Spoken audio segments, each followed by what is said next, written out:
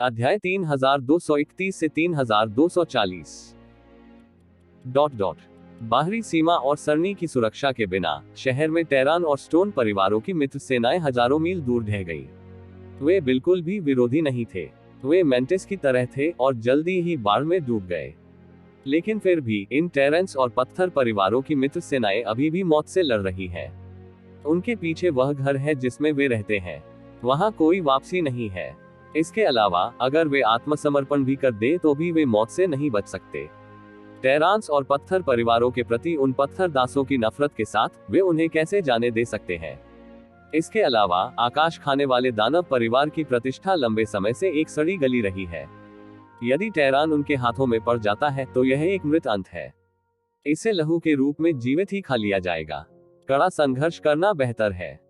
मूल रूप से समृद्ध सड़कें पहले से ही हत्या के शूरा युद्ध क्षेत्र में बदल गई थी और टेरेंस को एक हताश स्थिति में मजबूर होना पड़ा। भूत कबीले के एक योद्धा ने बस एक आदमी के योद्धा को आधे में विभाजित कर दिया और फिर एक भाला की ओर इशारा किया गया। किसी अन्य व्यक्ति के योद्धा ने उसकी छाती में छेद कर दिया और सभी युवान देवता नष्ट हो गए। लेकिन जल्द ही भूत परिवार के एक अन्य विशेषज्ञ द्वारा टेरान योद्धा का भी सिर काट दिया गया। इस समय ये बाहरी दुनिया के विशेषज्ञ हैं और ये आमतौर पर सभी दिशाओं में मौजूद हैं। हालांकि इस शूरा युद्ध क्षेत्र में वे बैचों में मरते हैं और उनका जीवन घास सरसों की तरह होता है। इतने बड़े पैमाने पर सेना की लड़ाई के सामने जब तक कि वे एक निश्चित सीमा तक मजबूत न हो, कोई भी सिर्फ एक मेंटिस है। मांस और खून की चक्की की तरह यहाँ की स्थिति को कोई भी ठीक नहीं कर सकता। हालांकि टेरान और स्टोन मित्र सेनाओं ने सख्त संघर्ष किया, फिर भी दुश्मन के कब्जे वाले क्षेत्र अधिक से अधिक थे। कुछ ही समय में शहर के लगभग आधे हिस्से पर कब्जा कर लिया गया और हताश संघर्ष जारी रहा। लेकिन वे पत्थर के गुलाम और उनके पीछे भूत कबीले की गति को नहीं रोक सके, विशेषकर वे जो आकाश दानव कुल को खा जाते हैं, लगभग एक ही समय में भोजन और मार्च करते हैं। राक्षस कुल का सम्राट क्रोधित था कि उसका दूत मारा गया। उन्होंने सीधे आदेश दिया कि उनमें से किसी को भी न छोड़ा जाए और उन सभी को अभियान पर सैनिकों के रक्त भोजन के रूप में रखा जाए। वह पूरी तरह से टेरेंस को रक्त भोजन और गुलाम मानता था। भगवान, अपनी आंखें खोलो और अच्छी तरह देखो। खून के तालाब में एक बूढ़े व्यक्ति ने अपने पोते की रक्षा की, आकाश में अंतहीन बादलों को देखा और दहाड़ा। लेकिन इससे पहले कि उसकी आवाज कम होती, एक भक्षक राक्षस परिवार ने उसके सिर को कुचल दिया। भक्षण करने वाले राक्षस परिवार के चेहरे पर एक क्रूर मुस्कान थी, मानो सब कुछ निगल जा रहा हो। मार डालो, महामहिम ने कहा। यदि तुम चाकू को सील नहीं करते तो सभी को मार डालो। आकाशभक्षी राक्षस कुल के कई विशेषज्ञ दहाड़ते हुए दौड़ पड़े। सामान्य जातीय समूह के विशेषज्ञों को इस तरह की हत्या में कोई दिलचस्पी नहीं थी, लेकिन आकाशभक्षी राक्षस कुल अलग था। यहाँ तक कि सामान्य लोग भी जाने नहीं देंगे। कारण बहुत सरल था, क्योंकि वे मांस और रक्त निगलकर कदम उठा सकते थे। हालांकि सामान्य टेरांस का रक्त और मांस बहुत कम उपयोग का होता है, फिर भी वे सामान्य आकाश खाने वाले राक्षसों के लिए बहुत उपयोगी होते हैं। यही कारण है कि आकाश खाने वाले दानव परिवार के नाम का सड़क से पुराना रिश्ता खराब हो गया है। जब तक मानव जाति है तब तक ऐसा कोई नहीं है जो राक्षस जाति को खाने से नहीं डरता हो। चीखें, चीखें, हर तरह की क्रूर हंसी। मूसलाधार बारिश में आग विशेष रूप से तीव्र थी और इसे बिल्कुल भी नहीं बुझाया जा सका। लड़ाई की आवाज सीधे आसमान में गई और आसपास के लोगों को आवाज सुनाई नहीं दी। मैंने हर जगह बहुत बड़ा शोर सुना जो भयावह था। सेनलेंग का युद्ध किला आकाश में तैरता है और लगातार आतंक के स्तंभ को नष्ट कर देता है। ये स्वर्ग और पृथ्वी को आधे में विभाजित कर सकता है। काश मैं एक झटके में पूरे पुरुष शहर को आधे में विभाजित कर पाता। अचानक ऐसा लगा कि आकाश और पृथ्वी अचानक धूसर हो गए। तभी एक अद्वितीय प्रकाश आकाश और पृथ्वी के बीच से गुजरा, ठीक ब्रह्मांड की शुरुआत में पहली रोशनी की तरह आकाश से होकर गुजरा और स्पष्ट रूप से देखा कि पूरा स्वर्ग और पृथ्वी आकाश के ऊपर फटे हुए थे। तभी भीड़ ने हवा में टूटने की तेज आवाज सुनी, जैसे कोई चीज पागलपन से फाड़ दी गई हो। यह प्रकाश एक भयानक बवंडर लेकर आया जो एक ही बार में पूरे बादल को तोड़ता हुआ प्रतीत हुआ। ऐसा लग रहा था कि अनंत काले बादल कभी खत्म नहीं होंगे। हालांकि इस रोशनी के सामने वो पूरी तरह से गायब हो गई और एक पल में गायब हो गई। हर कोई दंग रह गया और इस अद्भुत दृश्य को देखता रहा। फिर अंतहीन तेज हवाएं चली और फर्श तेज हवाओं से उड़ गए। उन्होंने मौके पर ही आकाश को लुढ़का दिया। इससे पहले कि वे प्रकाश से मिलते, उन्हें अकथनीय शक्ति द्वारा शून्य में बदल दिया गया। ये चमकदार रोशनी, जो स्पष्ट रूप से अपना आकार दिखा रही है, वास्तव में एक तलवार क्यूई है। मैं नहीं जानता कि यह कहां से आता है। ऐसा लगता है जैसे ये क्षितिज से या समय की लंबी नदी के माध्यम से आ रहा है। एक क्षण के लिए यह शाश्वत है। बूम! इस तलवार क्यूई ने सीधे एक युद्ध किले को छेद दिया, और इस युद्ध किले को बनाने में कितने संसाधन लगे, यह नहीं पता था। कई सरणियां पहली बार में बरामद हुई और विरोध करना चाहती थी। हालांकि ये गर्म चाकू के मक्खन से मिलने जैसा था, जिसे बिना किसी कठिनाई के एक पल में काट दिया गया था। फिर कुछ और भी भयानक हुआ। युद्ध का ये किला हमेशा की तरह टूटा नहीं, बल्कि नष्ट हो गया। इसे तुरंत मरुस्थलीकृत कर दिया गया। जैसे ही हवा चली, राष्ट्रपति हुआ के कण पूरे आसमान में बिखर गए। ये हराना या मारना नहीं है, बल्कि नियमों के बल से पूरे किले को वहीं ढहा देना है। उसमें कुछ बुलबुले थे। जब आप ध्यान से देखेंगे तो इन बुलबुलों के बीच और कुछ नहीं, बल्कि वे टेरांस हैं जिन्हें पहले पकड़ा गया था। अब वे इस बुलबुले से लिपटे हुए हैं, और तलवार की इस रोशनी से उन्हें कोई नुकसान नहीं हुआ। सामान जानने वाले कई विशेषज्ञों ने भय का भाव दिखाया। उन्हें अपनी तलवार क्यूई को सख्त स्तर तक नियंत्रित करना था। वे एक व्यक्ति से नहीं, बल्कि पूरे किले में हजारों लोगों से बचना चाहते थे। ये व्याकुलता पहले से ही बहुत अद्भुत थी, लेकिन ये बस एक पल की बात थी। फिर तलवार आकाश में उड़ गई और सीधे दूसरे युद्ध किले पर जा गिरी। पूरा युद्ध किला आधा काट दिया गया। फिर पहले की तरह पूरा युद्ध किला उड़ती रेत में बदल गया और हवा के साथ बिखर गया, जिससे आकाश में केवल बहुत सारे बुलबुले रह गए। बुलबुले के बीच कई लोग हैं जो मूर्खतापूर्ण तरीके से डरे हुए हैं। Boom 1, boom 2। आसमान में कई युद्ध किले थे, लेकिन वे इस तलवार के नीचे साफ हो गए, जैसे किसी ने आसमान में इन लोगों के अस्तित्व को रबर से मिटा दिया हो। ये तलवार इतनी तेजी से आई कि कई लोगों ने कोई प्रतिक्रिया ही नहीं दी। दूसरे शब्दों में, उस क्षण के आतंक को महसूस करने का समय ही समाप्त हो गया था। तभी तेज आवाजों की एक श्रृंखला ने पूरे आकाश को हिला दिया। यह भूत कबीले के एक बुरे आदमी ने घूर कर देखा। जिस मानव शिशु को उसने चबाया था, उसकी बाहें गिर गईं और उसके मुंह से खून बहने लगा। उसके चेहरे पर क्रूर मुस्कान भी गायब हो गई, केवल भ्रम और भय रह गया। कैसे हो सकता है?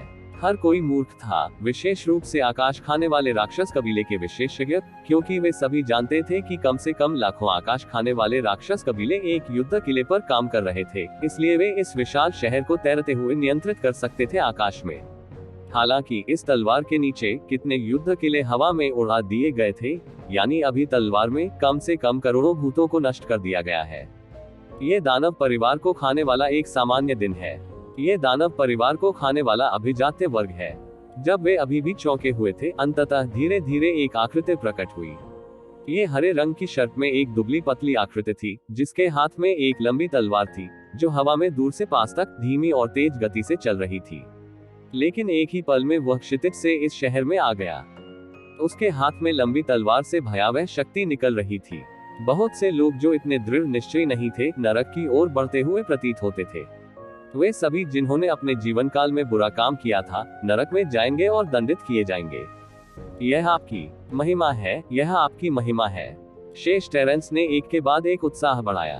वे ये जीवन से बहुत परिचित थे। टेरान के एकमात्र सम्राट के रूप में, भले ही वह एकांत में रहते थे, वास्तव में वह कुछ लोगों के लिए अजनबी नहीं थे, और कई लोगों ने उनके चित्रों और ग्राफिक्स को देखा था। इसलिए कई लोगों ने उन्हें एक ही बार में पहचान लिया, और इन लोगों द्वारा उन्हें पहचानने के बाद अन्य लोगों ने एक के बाद एक जयकार की। अभी वे लगभग हताश थे।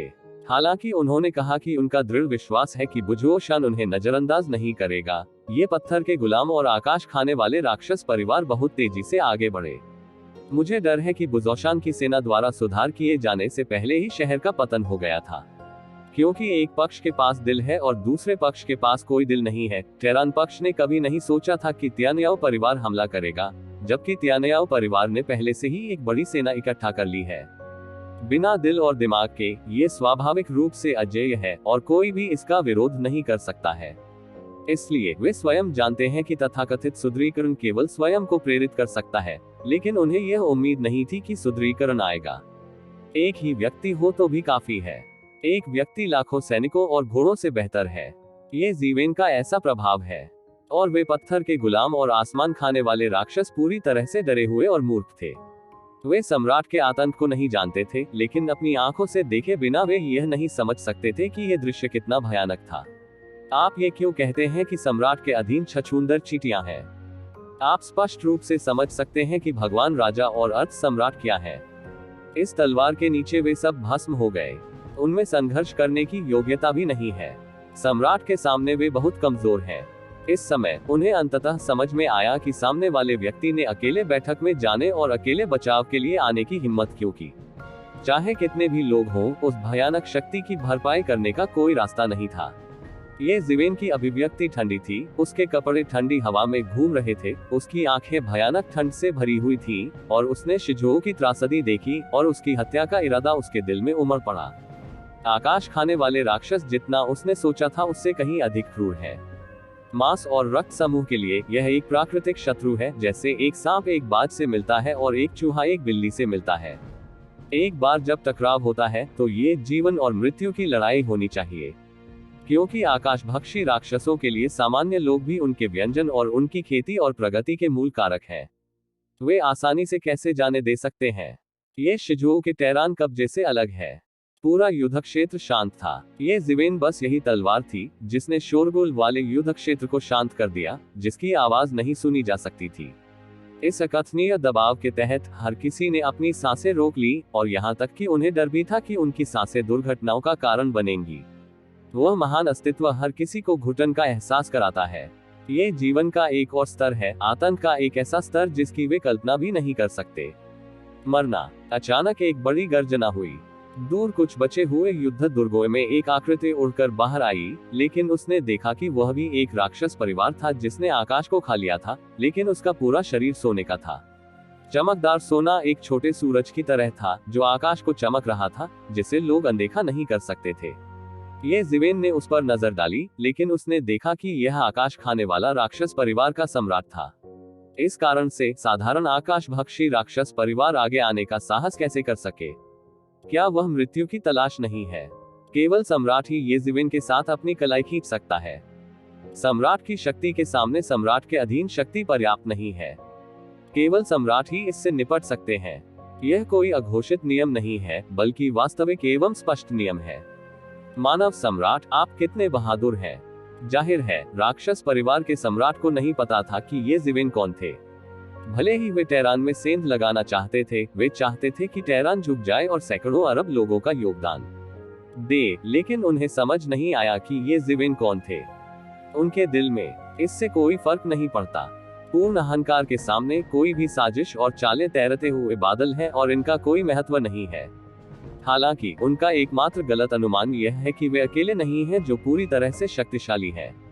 आपने शहर को कत्लेआम करने का आदेश दिया, क्या आपने कुछ भी नहीं छोड़ा? ये जिवेन ने उसे उत्तर नहीं दिया, लेकिन ठंडे स्वर में पूछा। अभिव्यक्ति के ठीक ऊपर मूल रूप से ठंडी अभिव्यक्ति अधिक से अधिक उदासीन हो गई, जैसे किसी मृत व्यक्ति को देखना। आकाश खाने वाले दानव परिवार के सम्राट ने भी स्पष्ट रूप से ये जिवेन की आंखों में अर्थ देखा, और उसका गुस्सा और भी अधिक तीव्र था। ये जिवेन ने वास्तव में उसके सामने आकाश खाने वाले राक्षस परिवार के सभी अभिजात वर्ग को मार डाला। यह अपमानजनक था, बिल्कुल उसके चेहरे पर थप्पड़ मारने जैसा। उसने तुरंत कहा, हाँ, यह मैं हूँ। तो फिर कोई गलत व्यक्ति नहीं है। अगले वर्ष आज का दिन आपकी मृत्यु का दिन है। ये जिवेन की अभिव्यक्ति और अधिक उदासीन हो गई।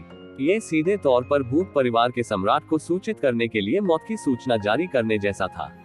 कैसा अहंकार! भूत परिवार का सम्राट चिल्लाया और आगे बढ़ा। उसके हाथ का लंबा चाकू लटकती हुई आकाशगंगा की तरह फट गया। ये भी एक शक्तिशाली ब्लेड था, बिल्कुल ये जिवेन द्वारा विभाजित ब्लेड की तरह। वही आतंक दम घोंटने वाला है। शहर के नीचे दूर दूर के लोग भी चाकू के दमनकारी आतंक को महसूस कर सकते हैं, मानो अगले ही पल पूरा शहर इस चाकू की शक्ति में होगा। पूरी तरह से चला गया। 2 गोलियां, 2 बादशाह, दोनों ने जबरदस्त आतंकवादी दबाव दिखाया और एहसास कराया कि उनके और इन बादशाहों के बीच कितना अंतर है। ये लानत आदमी अंततः मर रहा है। वे भी सम्राट हैं। हमारा परिवार सबसे मजबूत होना चाहिए। इस समय आकाश खाने वाले दानव परिवार के शीर्ष विशेषज्ञ हंसते हुए प्रतीत हो रहे थे, और ऐसा प्रतीत हो रहा था कि जब वे जिवेन को इससे बुरी तरह प्रभावित कर रहे थे तो वे आपको देख रहे थे। वह नहीं जानता था कि सम्राटों के बीच क्षेत्र का विभाजन था, लेकिन उसे बस यह महसूस हुआ कि उसके परिवार के सम्राट सबसे मजबूत थे। उसे मार दो, उसे अवश्य मार डालो। आकाश खाने वाले राक्षस परिवार और पत्थर के गुलामों के कई विशेषज्ञ दहाड़ रहे हैं और उन्हें ये जिवेन को मारना चाहिए। हालांकि इस शक्तिशाली चाकू के सामने चाकू ने सीधे उसे अपनी भौहों पर मजबूर कर दिया। ऐसा लगता है कि भले ही कोई चाकू ना हो, भले ही वह उसे केवल चाकू की हवा से मार सकता हो, ये जिवेन का मांस भयानक दबाव और खींचाव का सामना कर रहा है। ये सिर्फ चौथा क्षेत्र है। मेरे सामने उग्र होने का साहस करो, ये जिवेन ने व्यंग्य किया। उसने बस एक नजर में ही देख लिया कि आकाश के स्वामी राक्षस परिवार को खाने की शक्ति का स्तर क्या है। इस स्तर के विरोधी अभी भी उसे तब धमकी दे सकते हैं जब उसने सृष्टि के देवता में प्रवेश किया था, लेकिन अब उसके लिए ये बिल्कुल भी मायने नहीं रखता है। ये जिवेन ने बस अपना हाथ थोड़ा आगे बढ़ाया और चकमा नहीं दिया। तब शहर के दोनों ओर अनगिनत लोगों ने केवल ये जिवेन का हाथ देखा। ये नमकीन पानी में टोफू ऑर्डर करने जैसा था। नुकीले ब्लेड एक के बाद एक विघटित होते गए, ठीक वैसे ही जैसे तलवार ने पहले उन युद्ध किलों को सीधे विघटित कर दिया था। भूत परिवार के सम्राट का ये कदम ये जिवेन में असुरक्षित प्रतीत हो रहा है। टकराना, भयानक दबाव जो स्वर्ग और पृथ्वी को दो हिस्सों में विभाजित कर सकता था, एक पल में फट गया और ये जिवेन को नष्ट कर दिया। ये सब इतनी तेजी से हुआ कि कई लोगों को पता ही नहीं चला कि क्या हुआ। उन्होंने केवल ये जिवेन को निगलते हुए देखा। इस समय टेरांस रो रहे थे, जबकि भूत खुशियां मना रहे थे, और अंततः एक मजबूत दुश्मन का समाधान हो गया। हवा में उड़ती तलवार का दृश्य वे अपने जीवन में कभी नहीं भूलेंगे। इस वजह से वे ये भी जानते थे कि जब तक ये व्यक्ति है, उनके भूत बनने का उद्देश्य पूरा नहीं हो सकता। क्या ये कैसे संभव है? अचानक किसी ने आश्चर्य से चिल्लाया और तभी देखा कि चाकू का सामान बिखरा हुआ है। इस चाकू के नीचे ये जिवेन बिल्कुल भी नहीं हिला, और यहाँ तक कि उसके कपड़े भी बिना किसी नुकसान के बस शिकार हो रहे थे। जो बात वास्तव में सभी को डराती है वह ये है कि ये जिवेन को वास्तव में अपने नंगे हाथों से ब्लेड मिला था। ऐसा प्रतीत होता है कि जो शक्ति उसके हाथ में है, वह दुनिया को टुकड़ों में बांट सकती है, उससे मुक्त होने का कोई रास्ता नहीं है। और इसे ये जिवेन की दो उंगलियों, तर्जनी और मध्यमा उंगली से दबाया गया था। कहीं कोई कठिनाई नहीं हुई। यह अद्भुत छुरी इंच इंच घुस नहीं पाती थी। कोई रास्ता ही नहीं था टकराना। लेकिन उसने केवल ये जिवेन की हंसी सुनी। उसकी तर्जनी और मध्यमा उंगली ने अचानक जोर लगाया, लेकिन उसने देखा कि चाकू का कवच एक पल में टूट गया।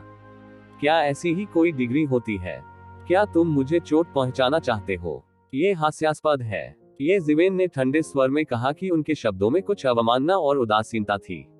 ऐसा प्रतीत हुआ कि उसने राक्षस कुल के सम्राट की ओर ध्यान नहीं दिया। वास्तव में उनमें ऐसी क्षमता और योग्यता थी।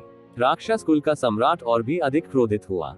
ऐसा लग रहा था मानो दूसरों ने उसका अपमान किया हो। हालांकि ये जिवेन ने ज्यादा कुछ नहीं कहा, लेकिन यह उसे नाराज करने के लिए काफी था। यहाँ चाकू आता है।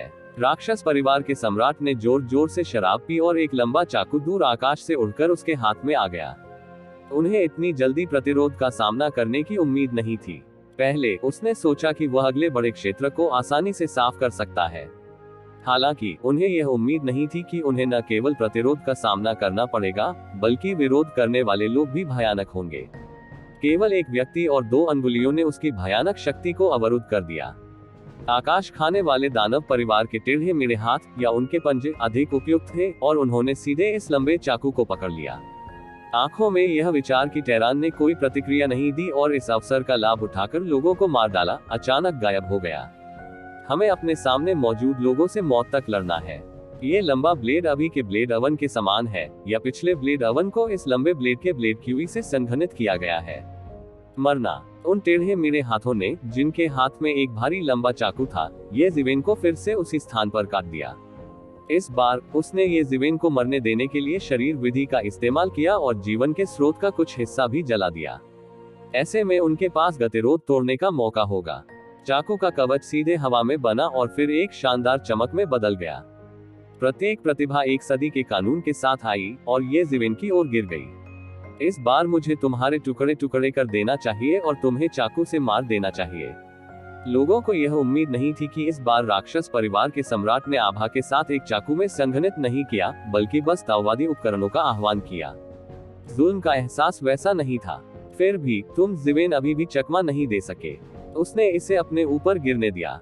जब उसने ध्यान से देखा तो वह उसके ऊपर नहीं, बल्कि उसके सामने 3 इंच नीचे गिरा। तब यह ब्लेड जरा सा भी आगे नहीं बढ़ सकता। ऐसा लगता है कि इसे कुछ बड़े हाथों का समर्थन प्राप्त है। ये जिवेन के सामने रंग बिरंगे दिव्य आलो की एक लहर उभरी, एक सीमा में बदल गई और इस ब्लेड को अवरुद्ध कर दिया। सिर्फ इस हद तक। ये जिवेन ने उपहास किया और फिर उसे अपनी कमर मोड़ते हुए और एक लंबे पैर को बाहर निकालते हुए देखा, प्रकाश की तरह तेज, जैसे बिजली रात को चीर रही हो। वह आकाशभक्षी राक्षस परिवार के सम्राट से बहुत दूर दिख रहा था, लेकिन वास्तव में उसने आकाशभक्षी राक्षस परिवार पर कोड़े बरसाए।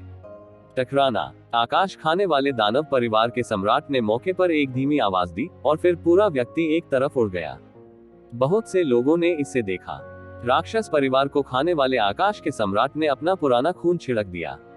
उसकी त्वचा दरारों से भरी हुई थी, जो कभी भी फटने लगती थी। यह महज एक साधारण चाबुक की मार थी जिसने एक सम्राट को लात मारी और लगभग टूट गया। बहुत से लोग पुनर्तः मूर्ख होते हैं। इस पैर ने रात के आकाश को फाड़ दिया। यह सरल लेकिन शक्तिशाली था। आकाशभक्षी राक्षस परिवार का सम्राट, जो अभी अहंकारी था, इस पैर के सामने बहुत कमजोर लग रहा था। एक पैर लगभग उसे लात नहीं मारता था। बेशक चोट की यह डिग्री सम्राट के लिए सबसे घातक नहीं है, हालांकि यह भयावह है। इसका आधार यह है कि यदि तू जिवेन ने हमला करना जारी नहीं रखा, लेकिन तुम जिवेन उसे यह अवसर कैसे दे सकते थे? इसी समय आकाश से एक बड़ा पैर गिरा और राक्षस कुल के सम्राट पर जा गिरा। बूम! विशाल गर्जना के साथ आकाश को खाने वाला राक्षस कुल का सम्राट उल्का के समान जोर से टकरा कर गिरा। वह सीधे पृथ्वी पर एक विशाल गड्ढे से टकराया और प्रचंड लहर की तरह हजारों मील की धूल उड़ा दी। एक क्षण में उसने सब कुछ समेट लिया। इस एक झटके से लगभग पूरी पृथ्वी की ड्रैगन नसें विकृत हो गई। सुनहरे रक्त के एक टुकड़े ने सारी पृथ्वी को भिगो दिया। यह आकाश के सम्राट राक्षस परिवार का खून है, जो नीचे बह रहा है। गर्जन। सम्राट गुस्से में था और दहाड़ रहा था और उसका पूरा शरीर आकाश की ओर उठ रहा था, लगभग पूरे आकाश को उलट रहा था। वही आतंकवादी शक्ति उग्र हो रही थी। सम्राट की उत्पत्ति पागलों की तरह जल रही थी और उसकी चोट में सुधार की गति तेज हो रही थी। वह दहाड़ने लगा, उसका पूरा शरीर जमीन से उठ गया और सीधे ये जीवेन की ओर दौड़ा। लेकिन इससे पहले कि वह ये जीवेन की ओर दौड़ता, उसने एक बड़े हाथ को आसमान से गिरते देखा, फिर सीधे उसे नीचे पटक दिया, उसका सिर पकड़ लिया, जैसे कोई गेंद नीचे दबा रहा हो। शेंग शेंग जमीन में दब गया। बूम! एक बड़ी गर्जना। आकाश खाने वाले दानव परिवार के सम्राट को सीधे जमीन पर दबा दिया गया और जमीन पर सैकड़ों मीटर के छेद कर दिए गए। उसके तहत एक सरनी और सीमा पतली हवा से उत्पन्न हुई थी। शेंग शेंग ने उससे फैली हुई शक्ति को हटा दिया और पूरी पृथ्वी की नस को और अधिक नुकसान नहीं पहुंचाया। ये कोई और नहीं, ये शिवेन का हाथ है। भूत कबीले के सम्राट को बिल्कुल भी परवाह नहीं है, क्योंकि वह अपने घर पर नहीं है। हालांकि शिजो निश्चित रूप से भविष्य में टेरान के मुख्य क्षेत्रों में से एक होगा। वह परवाह किए बिना नहीं रह सकता। एक बार यह खराब हो गया तो उसे नहीं पता कि भविष्य में इसे ठीक करने में कितना समय लगेगा। आकाशभक्षी राक्षस परिवार के सम्राट का सिर फटने वाला था। हालांकि यह जिवेन का कठिन खेल खत्म नहीं हुआ था, इसलिए उसने सीधे आकाश खाने वाले राक्षस परिवार के सम्राट का सिर पकड़ लिया। फिर से मैदान मारो। Boom boom boom! तेज आवाज दुनिया की लगभग एकमात्र आवाज थी। सभी लोग अपने सामने ये सब देखते रह गए। उन्होंने सम्राटों के बीच लड़ाई नहीं देखी थी, लेकिन उन्होंने लड़ाई का इतना कठिन तरीका भी नहीं देखा था।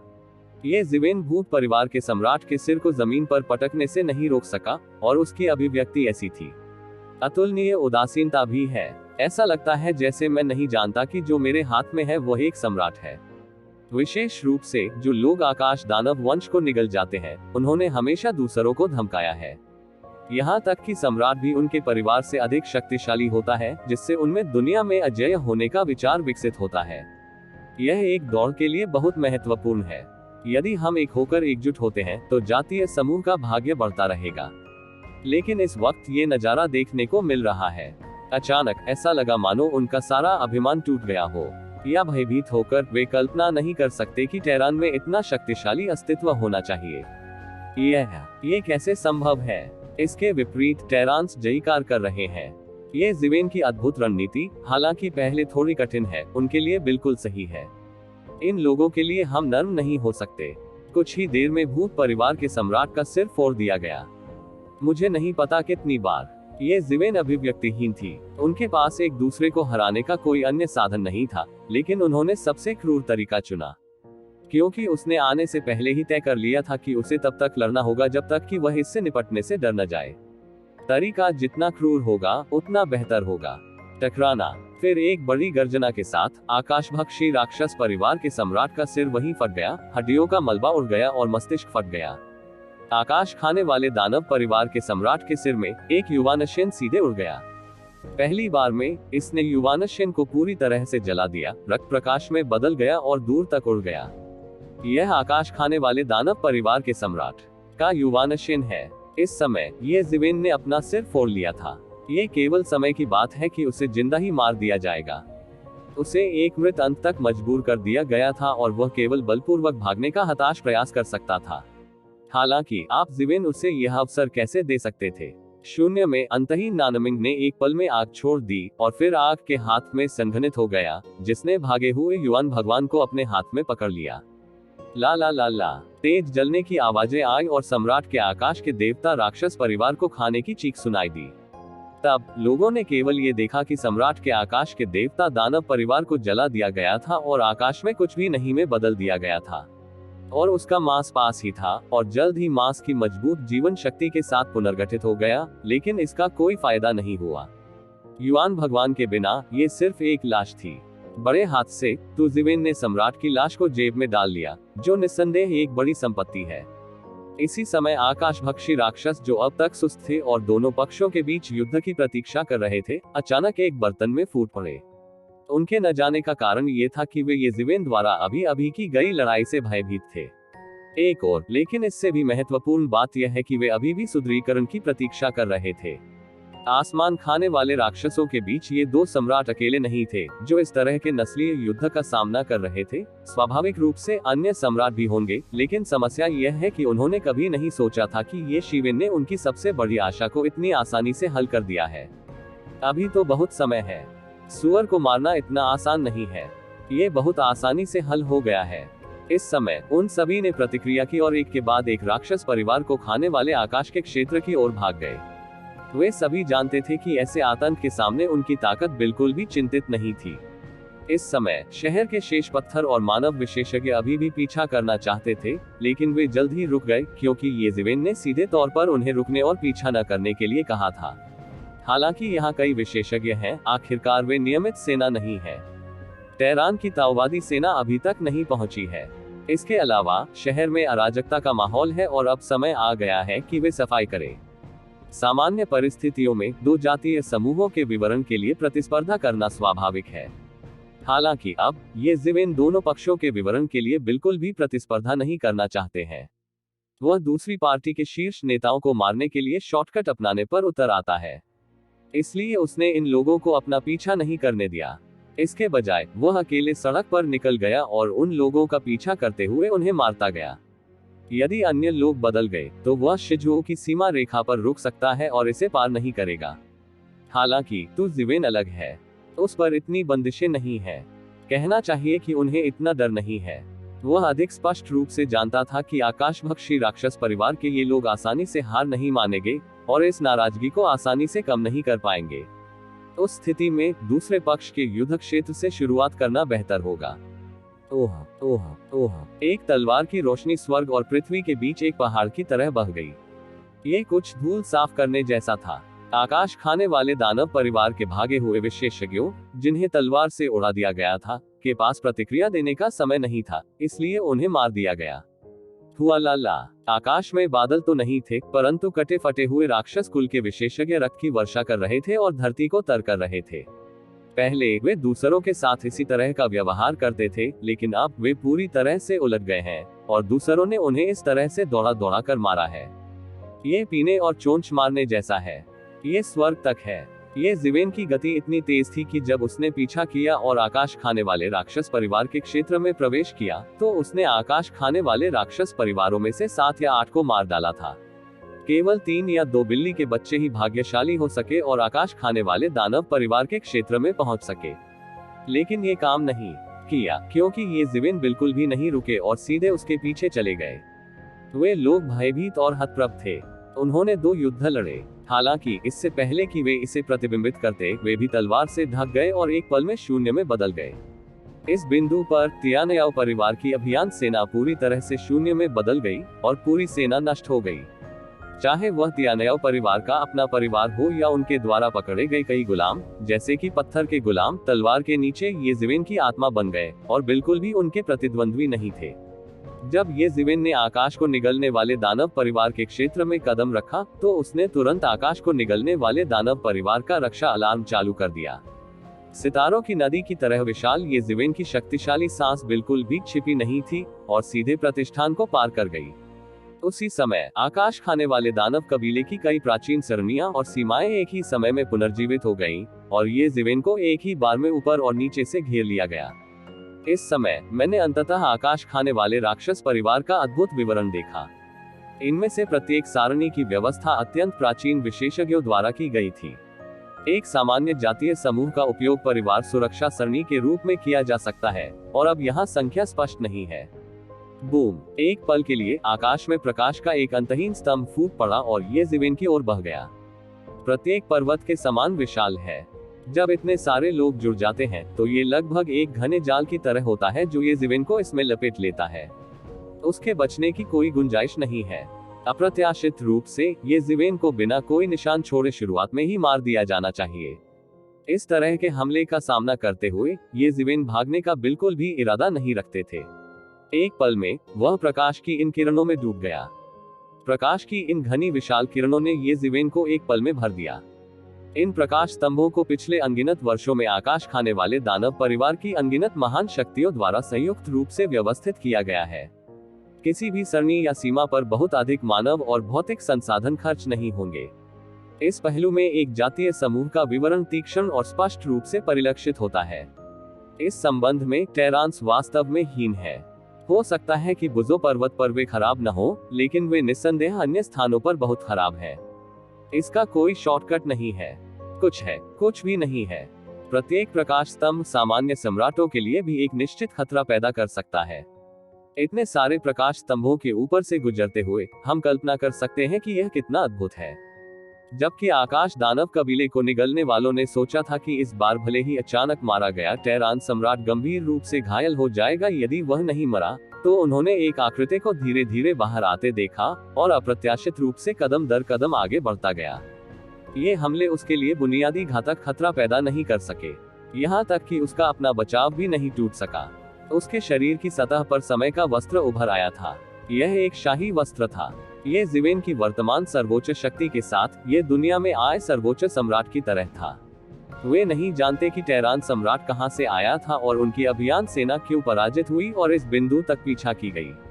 वे केवल ये जानते हैं कि उनकी अभियान सेना अजेय नहीं है और पूरे रास्ते शिजोऊ की गहराई में प्रवेश कर चुकी है। तो अचानक स्थिति पलट गई और कम समय में अग्रिम पंक्ति से समाचार वापस भेजने का भी समय नहीं मिला। ये सोचकर कई लोगों को बहुत हैरानी होती है या फिर समझ में ही नहीं आता। बूम! येज़िवेन के शरीर में समय का क्षेत्र अचानक फूट पड़ा। इस क्षेत्र में प्रवेश करने वाले सभी हमले तुरंत बंद हो गए। वे धीमे थे और यहाँ तक कि नग्न आंखें भी उनके आक्रमण पथ को पकड़ सकती थी। येज़िवेन को ज्यादा कुछ करने की जरूरत नहीं है। वह चारों ओर घूमकर आसानी से इन हमलों से बच सकता है। ये येज़िवेन पर बिल्कुल भी हमला नहीं कर सकता। कितना संभव है? हर कोई स्तब्ध था, विश्वास नहीं कर पा रहा था और समझ नहीं पा रहा था कि यह कैसे हुआ।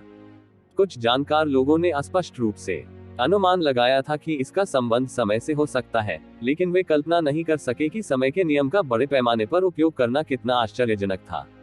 जबकि वे अभी भी स्तब्ध थे, येज़िवेन ने अंततः गोली मार दी और उसका बड़ा हाथ अचानक बढ़ गया। शून्य में ये हवा के विरुद्ध उठता है और बड़ा होता जाता है। एक बड़े सुनहरे हाथ में बदल गया और अचानक ताली बजा दी। बूम! टक्कर और विस्फोट की चौंका देने वाली आवाज आई। ये स्पष्ट था कि लोगों को केवल आकाश दिखाई दे रहा था। अनगिनत सीमाएं और व्यू पूरी तरह टूट गए। आकाशभक्षी दानव परिवार के अनगिनत ऋषियों द्वारा व्यवस्थित सीमाएं, यहाँ तक कि सम्राट द्वारा भी व्यवस्थित की गई। उन सभी को गोली मारकर टुकड़े टुकड़े कर दिया गया। फिर ये बड़ा सा हाथ हवा में घूमता रहा। वे व्यू जो अभी भी शक्तिशाली थे प्रतिक्षण टूटते जा रहे थे। पहले जैसी अद्भुत शक्ति का प्रयोग करने का अब कोई उपाय नहीं है। आकाशभक्षी राक्षस कुल का जो अधिष्ठाता है और व्यू तथा जादू में छिपा है, वे सभी इस थप्पड़ के अधीन है। वह सब चला गया है। इस साधारण प्रहार से ये जिवेन ने भक्षण करने वाले दानव परिवार की पूरी रक्षा पंक्ति में एक बड़ी खामी बना दी और हजारों मील के भीतर की सरणी और बाधा पूरी तरह से टूट गई। ये जिवेन कभी नहीं रुके। उसके शरीर से अनगिनत आकृतियां निकली। वे उनकी 3000 मार्शल आर्ट का प्रतीक थे। इस समय वे 3000 आकृतियों में बदल गए। उसने इन व्यूहों को सीधे मार डाला और मिनटों में तोड़ डाला। रक्षा की एक पंक्ति, रक्षा की 2 पंक्तियां, रक्षा की 3 पंक्तियां। ये जिवेन के सामने रक्षा की इन पंक्तियों का कोई मतलब नहीं है। वे एक स्पर्श से लगभग ढह रहे हैं। ये शिवेन जहां भी जाते हैं, रक्षा की रेखा ध्वस्त हो जाती है। इन प्राचीन व्यूहों और मंत्रों का उपयोग मूल रूप से सम्राटों से निपटने के लिए नहीं किया जाता था। डुलुओ महाद्वीप 3 ड्रैगन किंग की किंवदंती http://www.bigwizardw.com/0_48/ सम्राट का बड़ा हथियार केवल तभी संभव है जब सम्राट इसका विरोध करता है। इस समय अंततः उसे लूट लिया गया, जो वास्तव में ये जिवेन की अद्भुत ताकत को दर्शाता है। हालांकि कुछ ही समय में आसपास के बड़े राज्यों में पत्थर परिवारों और जातीय समूहों से बचाव के लिए इन आकाशभक्षी राक्षस परिवारों द्वारा इस्तेमाल की जाने वाली रणनीति पूरी तरह से टूट गई है। यहाँ तक कि सीधे राक्षस परिवार के क्षेत्र की गहराई में भी। और इस बिंदु पर आसपास के बड़े राज्यों के राजा और शक्तिशाली व्यक्ति भी परेशान थे। उन्हें इतना बड़ा शोर कैसे महसूस नहीं हुआ? इससे पहले, चाहे वह भूत कबीले का आक्रमण हो या टेरान का पलटवार, वे सभी आक्रामक और बिजली की तरह तेज थे। उन्होंने थोड़े ही समय में उलटफेर लगभग पूरा कर लिया। अब तक उन्होंने केवल प्रतिक्रिया व्यक्त की है और अपना दिमाग घुमाया है। वे सबसे अद्भुत भाग से चूक गए हैं और पूरे रास्ते केवल मलबा ही देख सकते हैं, स्तब्ध। ये जिवेन, जो गुस्से में थी, ने बिल्कुल भी हाथ नहीं छोड़ा। उसका कदम लोगों को मारना था। आकाश खाने वाले दानव परिवार के सभी क्षेत्र ये जिवेन के हमले के दायरे में थे। विशेष रूप से नानमिंग लिहुओं के बड़े पैमाने पर स्वीप ने आग का एक अंतहीन समुद्र बनाया। हालांकि इस स्तर का हमला शाही स्तर के स्वामियों के लिए पर्याप्त नहीं था। हालांकि साधारण आकाश खाने वाले राक्षस कबीले के लिए ये काफी घातक है। ये लगभग एक भयानक दृश्य है कि ये जिवेन जहां भी जाता है वास्तविक मौत ले लेता है। क्या यह नहीं है? क्या वह टेरान का सम्राट नहीं है? हाँ, मैंने उसे पहले मध्य साम्राज्य में देखा है। हाँ, ये वही है, लेकिन वह भूत कबीले से कैसे लड़ सकता है? क्या यह मुश्किल है कि टेरेंस का वास्तव में पत्थर दानव कबीले के साथ पूर्ण पैमाने पर संघर्ष है? क्या उन्होंने अपना चेहरा फाड़ दिया है? आकाश में सभी सम्राटों ने एक दूसरे की ओर देखा, क्योंकि उन्होंने कभी नहीं सोचा था कि 2 जातीय समूह एक पूर्ण युद्ध में नेतृत्व करेंगे। यद्यपि भूत कबीला शक्तिशाली है, ये प्रतिद्वंद्वियों से रहित नहीं है। इसलिए जनता की नजर में भले ही भूत कबीला चौतरफा युद्ध छेड़ना चाहता हो, लेकिन उसे टेरान के साथ नहीं होना चाहिए। दोनों पक्ष बिल्कुल भी मजबूत प्रतिद्वंद्वी नहीं है। आसपास के बड़े राज्यों के दिग्गजों की नजर में नए उभरते टेरान्स वास्तव में कुछ भी नहीं है और उन्हें अपमानित नहीं कर सकते। यदि ये शिवेन से पहले 4 राज्यों को आसानी से शांत करने की प्रतिष्ठा नहीं होती, तो उन्होंने बहुत पहले ही कार्रवाई कर दी होती। लेकिन आकाश को खाने वाले राक्षस परिवार की त्रासदी को देखने के बाद वे अचानक खुश हो गए। सौभाग्य से उन्होंने कोई कठोर कार्रवाई नहीं की। ये जिवेन को देखकर यह स्पष्ट है कि आकाश खाने वाले दानव परिवार ने उकसाने की हिम्मत की। ऐसे व्यक्ति के सामने यदि उन्होंने वास्तव में मानव जाति को उकसाया, तो परिणाम अकल्पनीय होंगे। इसके अलावा जिस तरह से ये जिवेन को मारना शुरू किया गया, उससे उन्हें समझ आ गया कि उनके और ये जिवेन के बीच अभी भी बहुत अंतर था। अब 2 प्रमुख जातीय समूहों का खुलना, चाहे कोई भी जीते या हारे, उनके लिए अच्छा है। विशेष रूप से तियानयाओ जातीय समूह आसपास के जातीय समूहों में उत्पीड़न की तीव्र भावना लाता है। इस युद्ध के बाद जीत या हार की परवाह किए बिना उनकी जीवन शक्ति को चोट पहुंचेगी और उनका उत्पीड़न हल्का हो सकता है। जब वे अभी भी इसके बारे में बात कर रहे थे, तो ये जिवेन तियानयाओ कबीले के क्षेत्र के अधिकांश राज्यों में लगभग पहुंच गए। मूल रूप से इस राज्य का प्रभाव क्षेत्र तियानयाओ कबीले के सम्राट का क्षेत्र था, जिसे ये जिवेन ने मार डाला था। इसीलिए उन्होंने टेरान पर आक्रमण करने वाले तियानयाओ कबीले के अगुआ के रूप में काम किया। टेरान पर आक्रमण करते समय भी आकाश खाने वाले राक्षस परिवार की शक्ति बिल्कुल भी केंद्रित नहीं थी, बल्कि केवल एक छोटा सा हिस्सा था। अन्यथा ये जिवेन के हमले से नहीं टूटेगा। जब ये जिवेन इस बिंदु तक पहुंच गया, तो उसने अंततः अन्य आकाश खाने वाले राक्षस परिवारों के सर्वोच्च अस्तित्व को चौंका दिया। कौन? शराब के नशे में सदमा और गुस्से का एहसास हो रहा था। माउंट ताई की चोटी को दबाने की गति के साथ एक आकृति बाहर निकली और नदियों और समुद्रों को पलटने की गति के साथ खून का एक भयानक समुद्र येज़िवेन की ओर गिर गया। यह अत्यंत भयानक साधन है। ये रक्त समुद्र उन प्राणियों की क्रोधित आत्माएं हैं जिन्हें उसने शुरुआत में खाया था। उसने न केवल मांस निगल लिया, बल्कि आत्मा को भी पकड़कर रक्त सागर में मिला दिया। वह कभी भी पीढ़ियों तक पुनर्जन्म नहीं ले सकता, उसकी शक्ति का हिस्सा बन सकता है और उसे एक मजबूत आक्रमण प्रदान कर सकता है। इसे भयानक कहा जा सकता है, और इस तरह का व्यवहार किए जाने के बाद ये जीव सहज रूप से अद्भुत आक्रोश पैदा करेंगे, जो नदियों और समुद्रों को पलटने की उनकी क्षमता बन गई है। सम्राट हैरान और क्रोधित था। अप्रत्याशित रूप से उस पर बाहरी लोगों ने हमला किया और यहाँ आ गया, लेकिन उसे इसका बिल्कुल भी पता नहीं चला। जब तक उसने अपने घर के दरवाजे पर हत्या नहीं की, उसने अंततः उसे प्रतिक्रिया दी। खून के इस समुद्र के सामने येज़िवेन बिल्कुल भी नहीं घबराए। उसके हाथ चमकदार सुनहरी रोशनी में चमक उठे और उसके हाथ अचानक आकाश को चीरने के बल से दोनों तरफ बंध गए। ब्रश करो और खींचो। एक विशाल गर्जना के साथ खून के पूरे समुद्र को येज़िवेन ने चीर डाला। येज़िवेन ने अंतहीन सुनहरी रोशनी बिखेरी। ऐसा प्रतीत हो रहा था कि प्रकाश के प्रत्येक कण में दिव्य आत्माओं के धर्मव्रतों का पाठ करने वाला कोई देवता छिपा हुआ है। फिर जहां भी उसकी रोशनी गुजरी, उन क्रोधित आत्माओं को पार मिल गया। वे अपने क्रूर रूप से पीछे हट गए और अपने मूल स्वरूप को बहाल कर दिया। घुटने टेकने और येज़िवेन को धन्यवाद देने के बाद वे नीले आकाश में गायब हो गए। इस दृश्य को दुनिया भर के अन्य बड़े राज्यों के सम्राटों ने देखा, जो थोड़े चकित हो गए। येज़िवेन की खेलने की पद्धति इतनी मजबूत थी कि उससे बचना संभव नहीं था। उन्होंने शत्रु को रक्त सागर में आक्रोश की भावना को भी सुपर होने का मौका दिया। आपकी हिम्मत। भूत परिवार का सम्राट ये देखकर तुरंत भयभीत हो गया कि उसका रक्त समुद्र सिकुड़ रहा है। अनगिनत वर्षों से जमा हुआ रक्त समुद्र सूरज से मिलने और पिघलने वाली बर्फ की तरह था। रक्त के समुद्र से जुड़ी क्रोधी आत्माएं भी उसके सामने पार हो गईं और गायब हो गईं। इसका मतलब तो बस उसकी नींव खोदना है, मरना। अंततः वह इसे सहन नहीं कर सका। वह दहाड़ा, एक ही समय में अपने दोनों मुंह खोले और येज़िवेन के पास आया। दूसरों के पास खून के इस समुद्र को लेने का कोई रास्ता नहीं हो सकता है, लेकिन येज़िवेन के लिए ये कुछ भी नहीं है। उनके प्रारंभिक वर्षों में स्वर्ग की दुनिया में एक से अधिक शव आपदाएं और उथल पुथल थी। येज़िवेन ने स्वयं उनमें से कई को शांत किया। उनमें से सम्राट के शरीर ने भी बुद्धि को जन्म दिया, जो सम्राट की शक्ति के शव को नष्ट कर सकता था। लगभग एक हाथ से बर्फ सम्राट, जो उस समय सम्राट बन गया था, एक के बाद एक पीछे हट गया। डुलुओ महाद्वीप 3 ड्रैगन किंग की किंवदंती http://www.bigwizardw.com/0_48/। यदि इस शव आपदा को विकसित होने दिया जाता है, भले ही ये दुनिया को नहीं ले सकता है, कम से कम यह एक पार्टी को अलग करने के लिए पर्याप्त है। अपनी स्वयं की राजधानी के रूप में ये स्वर्ग की असंख्य दुनियाओं पर आधारित है, ठीक उसी तरह जैसे उन वर्षों में अंडरवर्ल्ड और अंडरवर्ल्ड। भविष्य में ये पिछले जीवन की उपलब्धियों को पुनः प्राप्त करेगा और भविष्य असीमित है। दुर्भाग्य से मैं फिर भी येज़िवेन से मिला।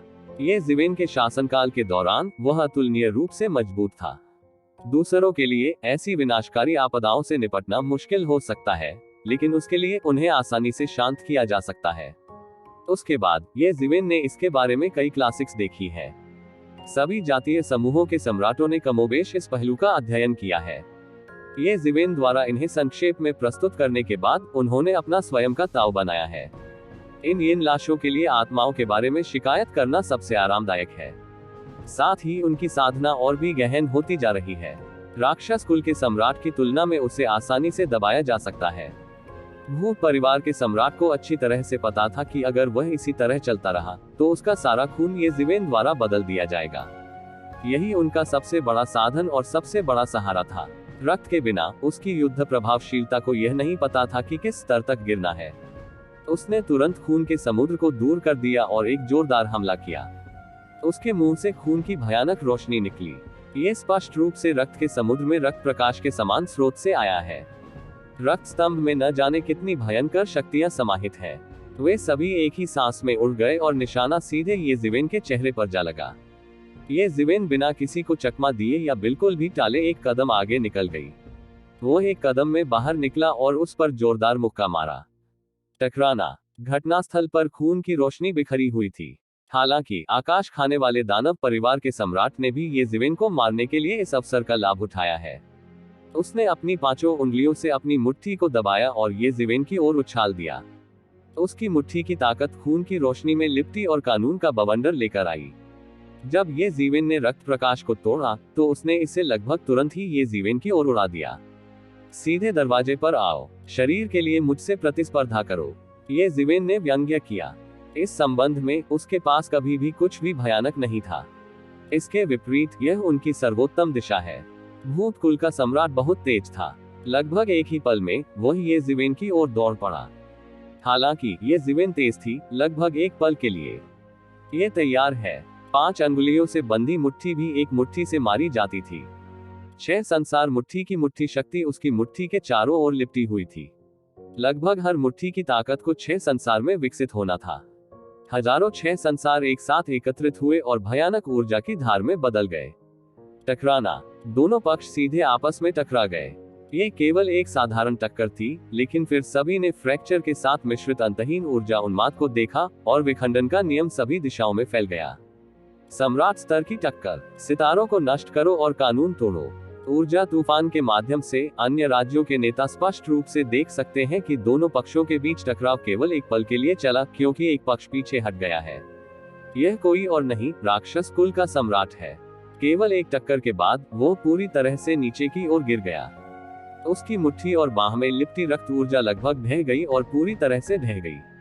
वह खूनी ऊर्जा वह भयानक शक्ति है जिसका अभ्यास भूत परिवार के सम्राट ने कई वर्षों से किया है। हालांकि इस समय ये ज़िवेन के सामने ये बहुत नाजुक लगता है, लेकिन एक पल में ढह जाता है। लेकिन तो ज़िवेन की ताकत कम नहीं हुई है और क्षति का कोई संकेत नहीं है। इसके बाद मुट्ठियों की सबसे सरल टक्कर है। अगले ही पल भूत कबीले का सम्राट चिल्लाया और बार बार पीछे हट गया। उसके सामने ही खून बिखर गया। यह उसकी मुट्ठी थी जिसे ये ज़िवेन के साथ टक्कर में बड़ा नुकसान हुआ था। ये ज़िवेन को देख रही उसकी आंखों में अभी भी एक अविश्वसनीय नजर थी। उसका पूरा शरीर कांप रहा था। ये ज़िवेन की मुट्ठी की ताकत उसकी बाह के माध्यम से उसके पूरे शरीर में संचारित हो गई, जिससे उसका शरीर अभी भी कांप रहा था और अस्थिर था। कितना संभव है? भूत कबीले के सम्राट को इस पर विश्वास नहीं हो रहा है। उसकी रक्त समुद्री ऊर्जा कई वर्षों के प्रशिक्षण के बाद हमले या बचाव के कई साधन बना सकती है।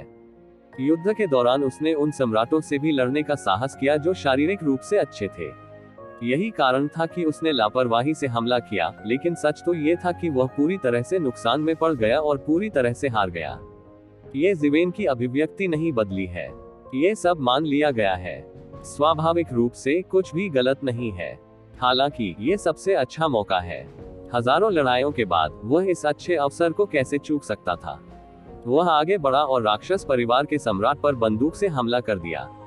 उसकी भयानक शक्ति से तारों की एक नदी बन गई और बाहर निकल पड़ी। हालांकि उसके पास इसे हल करने का तेज तरीका था, फिर भी उसने इस तरीके का इस्तेमाल किया। वह तब तक युद्ध करना चाहता था जब तक राक्षस कुल के लोग डर न जाएं। जैसे ही भूत परिवार के सम्राट पीछे हटे, उन्होंने पाया कि लगभग कोई पीछे हटने वाला नहीं था। ये ज़िवेन की मुट्ठी ने उसके सारे पीछे हटने को रोक दिया। वह बिल्कुल भी पीछे नहीं हट सका। उसे अपनी पूरी ताकत से लड़ना पड़ा। मैंने तुमसे लड़ाई की, राक्षस परिवार के सम्राट ने दहाड़ते हुए कहा। जब तक आप दूसरों को अपने पास खींचते हैं, तब तक आपके मरने का समय आ गया है। इस समय उसे यह मालूम ही नहीं था कि वह सामने वाले का विरोधी ही नहीं है। वह केवल 5वां लोक था और उसके सामने वाला व्यक्ति वास्तव में 7वें लोक के ऊपर अस्तित्व में था। दोनों पक्ष एक दूसरे से काफी दूर थे। इससे केवल समय की देरी हो सकती है। ये बिल्कुल भी अस्तित्व का स्तर नहीं है। टकराना। दोनों पक्ष फिर से भड़क गए और आपस में टकरा गए। भूत परिवार का सम्राट फिर चिल्लाया। उसकी पूरी बाह पर ढेर सारा खून और मांस टूट गया। उसकी मांसपेशियां फट गईं और पूरी हड्डी लगभग टूट गई। दोनों हाथ बेकार हैं। हालांकि सम्राट की ठीक होने की गति बहुत तेज है, वह इस तरह के लगातार प्रहारों का सामना नहीं कर सकता। ये ज़िवेन उसे संभलने का मौका नहीं देगी। लगभग अगले ही पल वह फिर दौड़कर ऊपर आया। टकराना। यह एक और साधारण झटका था, एक बंदूक का मुक्का जिसने आकाश को छेद दिया। ये ज़िवेन को रोकने की कोशिश कर रहे राक्षस परिवार को खाने वाले आकाश के सम्राट के ठीक सामने एक खून की दीवार दिखाई दी। हालांकि इस खून की दीवार ने केवल एक पल के लिए ये ज़िवेन को अवरुद्ध कर दिया और एक पल में उड़ा दिया गया। बूम! ये ज़िवेन ने राक्षस परिवार को खाने वाले आकाश के सम्राट की छाती पर मुक्का मारा। आकाश खाने वाले राक्षस परिवार का सम्राट तुरंत चकमा दे गया, लेकिन तब तक बहुत देर हो चुकी थी। उसके पास केवल सबसे महत्वपूर्ण स्थान से बचने का समय था, लेकिन ये जिविन ने उसकी छाती पर मुक्का मार दिया। उसकी शक्तिशाली मुट्ठी की शक्ति ने नानमिंग को आग से दूर ले लिया और उस पर जलकर राख हो गई। भूत परिवार का सम्राट पीछे हट गया और चिल्लाया। उसने नानमिंग को आग से बाहर निकालने के लिए तुरंत अपना मन जुटाया, लेकिन उसने पाया कि उसे बाहर निकालना इतना आसान नहीं था। वह केवल मन से नानमिंग लिहुओं को जल्दी से दबा सकता है, क्योंकि समय की कमी है। उसके पास इन नानमिंग लिहुओं को निष्कासित करने का समय नहीं है। उसका चेहरा टेढ़ा हो गया था और उसके दोनों मुंह दांत पीस रहे थे। नानमिंग लिहुओ दुनिया की सबसे ताजी और सबसे धूप वाली लौ थी। यह उसकी खेती पर लगाम लगाने का सबसे सशक्त तरीका था। उनके द्वारा विकसित रक्त ऊर्जा के समुद्र का उपयोग नानमिंग लिहुओं को दबाने के लिए भी नहीं किया जा सकता था। अन्यथा यह हर मिनट ऊर्जा में बदल जाएगा, लेकिन आग में योगदान देगा। जब वह नानमिंग लिहुओं को दबाने के लिए मन जुटाने में व्यस्त था, तो उसे नहीं पता था कि ये जिविन ने उसे फिर से कब मार डाला था। उसने कड़ा विरोध करने और बार बार पीछे हटने की हिम्मत कहां से की। उनकी विभिन्न माध्यमों से ये जिविन से मुलाकात हुई। वह बस नेमेसिस से मिला। चाहे वह शारीरिक टकराव हो या दैवीय टकराव, उसे कोई फायदा नहीं हुआ। हालांकि उन्होंने जिन जादुई शक्तियों का अभ्यास किया, वे शक्तिशाली थीं, लेकिन उन्हें सूर्य की ऊर्जा द्वारा नियंत्रित किया गया था। वह भागना चाहता था, लेकिन ये जिविन ने उसे यह मौका नहीं दिया और मौके पर ही पकड़ लिया। टकराना। उसके पास चकमा देने का समय नहीं था। यहाँ तक कि उसकी गति को भी ये जिविन ने पूरी तरह से दबा दिया था। वह बच ही नहीं सका। उसके सिर पर सीधे मुक्के से वार किया गया। पूरे सिर के वही टुकड़े टुकड़े हो गए और उसका शरीर उल्का की तरह पीछे की ओर उड़ गया। ये जिविन ने फिर से पीछा किया और उसका पिछला हाथ आसमान की ओर मुड़ने वाली सील था। बूम! एक और विभत्स हमला। इस दृश्य को देखकर दूर बैठे कई शीर्ष विशेषज्ञ एयर कंडीशनिंग की सांस लेने से खुद को नहीं रोक सके।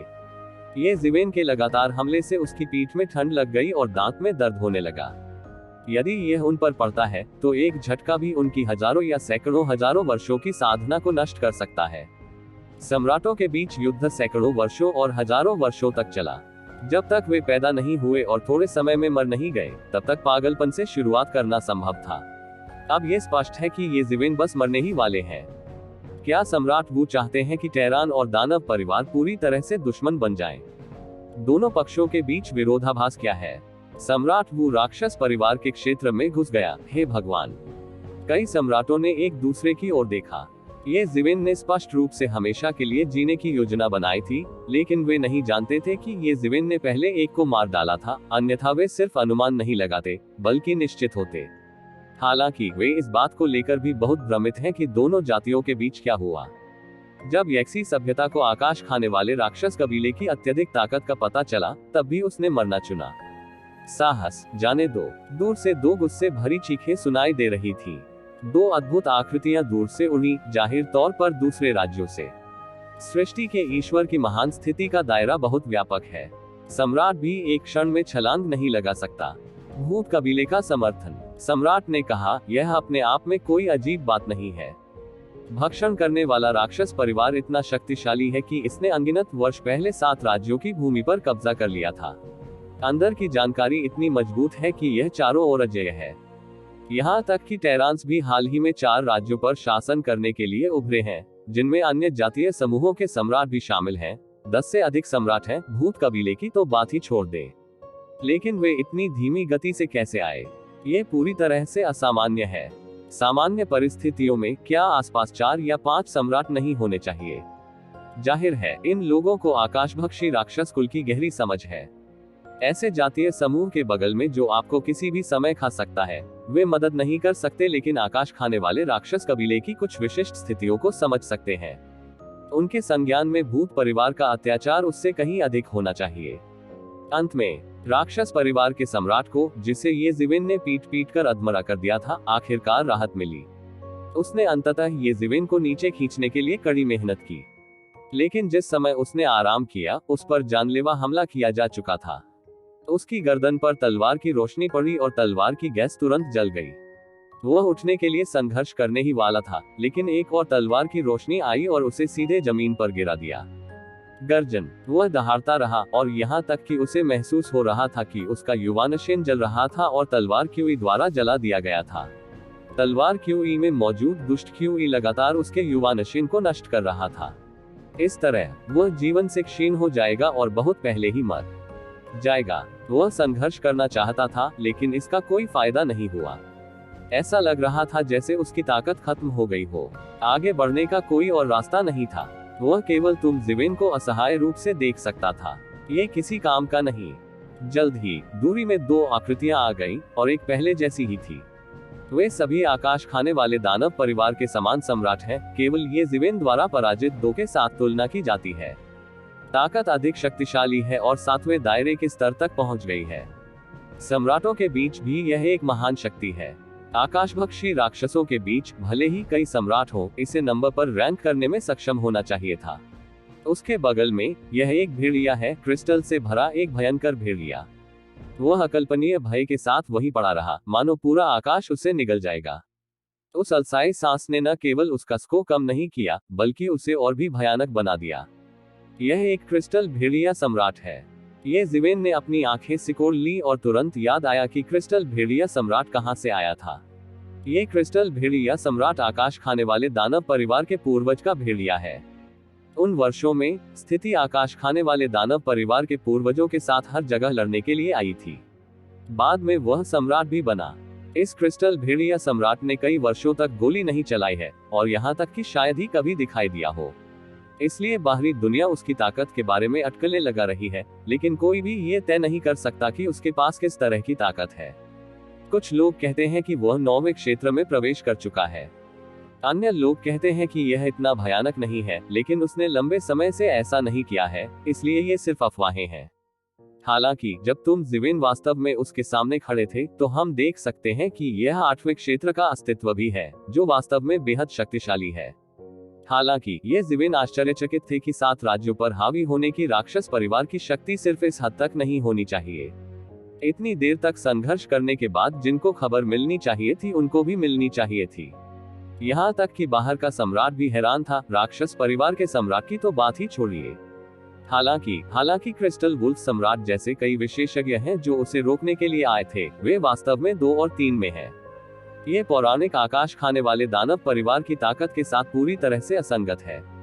टेरान, तुम इतने साहसी हो कि तुम यहाँ सेंध लगा सकते हो, लेकिन तुम्हारा सौभाग्य खत्म हो गया है। आज ये तुम्हारी कब्र बन जाएगी। क्रिस्टल भेड़िया सम्राट ने ठंड से अपने दांत काटे और उसकी ओर ठंड से देखा। तुम्हारे कारण टेरान नष्ट हो जाएगा। क्रिस्टल भेड़िया सम्राट के बगल में आकाश के सम्राट ने दानव परिवार को निगल लिया, उदासीनता से कहा, खासकर जब उसने येजिवेन के चरणों में 5वें क्षेत्र में आकाश के सम्राट द्वारा दानव परिवार को निगलने की त्रासदी देखी और लगातार जीवित रहने के लिए संघर्ष करते हुए देखा। तलवार, वह क्रोधित था और उसे बस यह महसूस हुआ कि उसके चारों ओर फैली हत्यारी भावना को नियंत्रित नहीं किया जा सकता है। आप हमें बंद करना चाहते थे। सैकड़ों अरब लोगों को रक्त भोजन के रूप में आपके लिए योगदान करना होगा। वास्तव में आप में बड़ी भूख है। ये जिवेन ने फीकी मुस्कान के साथ कहा। शांत दिख रहे थे, लेकिन उसकी आंखों से पता चला कि उसके सीने में हत्या का इरादा खत्म नहीं हुआ था। इसमें गलत क्या है? आज की दुनिया में जंगल का कानून कहाँ नहीं है। कमजोर लोग स्वाभाविक रूप से हमारे मजबूत परिवारों का खून का भोजन बन जाएंगे और हमारी ताकत में अपना योगदान देंगे। भूत परिवार के सम्राट ने इसकी बिल्कुल भी परवाह नहीं की, लेकिन इसे हल्के में लिया। जंगल का कानून, जंगल का कैसा कानून, कैसा धर्मात्मा आदमी। ये जिवेन मुस्कुराए। अब तक वह थोड़ा क्रोधित था और मुस्कुराया और कहा, आपने जो कहा उसके अनुसार मैं आपसे बेहतर हूँ। क्या आप अपनी संपत्ति का योगदान करने और मेरे लिए गाय और घोड़ा बनने के लायक नहीं है? बोल, तुम क्या हो? तुम मेरे परिवार को गुलाम बनाना चाहते हो? भूत कबीले के सम्राट ने तुरंत अपनी आंखें चौड़ी कर ली और क्रोधित हो गए। हम इसे भूल जाओ, तुम दोनों मृत लोग किस बारे में बात कर रहे हो, लेकिन मैं थोड़ा उत्सुक हूँ। तुम्हारे आकाश में राक्षस परिवार खाने वाले केवल इतने सारे लोग नहीं होने चाहिए। इतने बड़े आकाश में केवल इतने सारे सम्राट हैं। राक्षस परिवार को खा रहा हूँ। दूसरों के बारे में क्या? ये जिवेन ने पूछा। अकेले संख्या के मामले में ये टेरांस से ज्यादा बेहतर नहीं है। बेशक गुणवत्ता के मामले में ये टेरांस से काफी बेहतर है। ये जिवेन के मुंह में मृत आदमी शब्द सुनकर क्रिस्टल भेड़िया सम्राट की आंखें भी भयानक हत्या के इरादे से फूट गईं। उसने ये जिवेन को घूर कर देखा और अपना मुंह उदासीनता से खोला। युवा आदमी, बहुत अहंकारी मत बनो। जब मैं दुनिया भर में भागा तो तुम्हारा चकमक पत्थर सम्राट दिखाई नहीं दिया। क्या होगा यदि आप लंबे समय तक जीवित रहे? ये सिर्फ समय की बर्बादी है। आप लंबे समय तक जीवित रहे हैं। आप केवल पुराने पर भरोसा करना और पुराने को बेचना जानते हैं। क्या आप शर्मिंदा होना नहीं जानते? ये जिवेन ने बेहोश होकर कहा। डुलुओ महाद्वीप 3 ड्रैगन किंग की किंवदंती http://www.bigwizardw.com/0_48/ क्रिस्टल वुल्फ सम्राट टेन खड़ा हो गया और अपने हत्या के इरादे को और नहीं छिपा सका। उन्होंने कहा, मैं आपको बताऊंगा कि बुरा होना सिर्फ समय की बर्बादी नहीं है। ये जिवेन बिना किसी प्रतिबद्धता के मुस्कुराए, फिर उसकी ओर देखा और कहा, क्यों? क्या केवल इतने ही लोग हैं? क्या कोई और सहारा नहीं है? क्या आप अब भी चाहते हैं कि हमारे परिवार के अन्य विशेषज्ञ आपको घेर लें और दबा दें? बस हम दोनों ही काफी हैं। भूत परिवार के सम्राट ने गुस्से में कहा। ये जिवेन के शब्दों की बार बार उपेक्षा ने उनके गुस्से को बेकाबू कर दिया।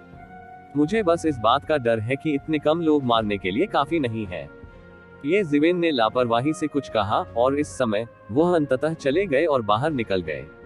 शैतान के पंख सीधे उसके पीछे फैल गए। एक क्षण में वह उड़ गया। एक पल में वह राक्षस परिवार के सम्राट के पास पहुंच गया। राक्षस कुल का सम्राट और भी अधिक क्रोधित हुआ। ये जिवेन ने अब उसे शुरू करने के लिए चुना। ये स्पष्ट था कि उसने पहले नर्म खुरमा को चुटकी में लेने की योजना बनाई थी और पहले उसके साथ शुरुआत की थी। तुम्हारी हिम्मत कैसे हुई मेरे साथ नर्म खुरमा जैसा व्यवहार करने की? भूत कबीले के सम्राट ने दहाड़ लगाए और तुरंत ये जिवेन के चेहरे पर मुक्का मारा, और प्रतिक्रिया की गति बहुत तेज थी। बस अपने नर्म खुरमा को धमकाओ तो क्या? ये जिवेन हंसे और एक कदम में बाहर निकल गए। उसने अपनी 5 अंगुलियों को चुटकी में काट लिया और 6 पुनर्जन्म मुक्केबाजी में बदल गया। केवल एक क्षण में ये फैल गया और सीधे ढेर हो गया। बूम! 2 सर्वोच्च मुट्ठी तकनीकें सीधे टकरा गईं। भूत कबीले का सम्राट जाहिर तौर पर मुक्केबाजी का भी उस्ताद था। यह मुट्ठी तकनीक अभी की तुलना में कहीं अधिक शक्तिशाली थी। इसके अलावा उसने 7वें क्षेत्र में प्रवेश किया था, और ये जिवेन और उनके बीच का अंतर पहले के 2 सम्राटों जितना अलग नहीं था। टकराना। अद्भुत शोर के बाद दोनों मुट्ठियां एक दूसरे से टकराईं, एक दूसरे की मुट्ठी को निगल गईं, ऑफसेट हो गईं और फैल गईं। Dang dang dang. भूत परिवार का सम्राट कई कदम पीछे चला गया, जो बमुश्किल रुका। उसे बस ऐसा महसूस हुआ कि उसका पूरा हाथ लकवाग्रस्त होने वाला था। इस समय उसे अंततः समझ में आया कि जब 5वें क्षेत्र के सम्राट ने ये जिवेन का सामना किया, तो वह इस छोटी चीज पर आने तक समय की देरी भी नहीं कर सका। ऐसा नहीं था कि उनके साथी बहुत अक्षम थे, बल्कि दूसरा पक्ष बहुत असामान्य था। जब ये जिवेन उसका आगे पीछा करने जा रहा था, तो बिजली की तरह तेज खून का एक बड़ा तूफान उसकी ओर गिरा।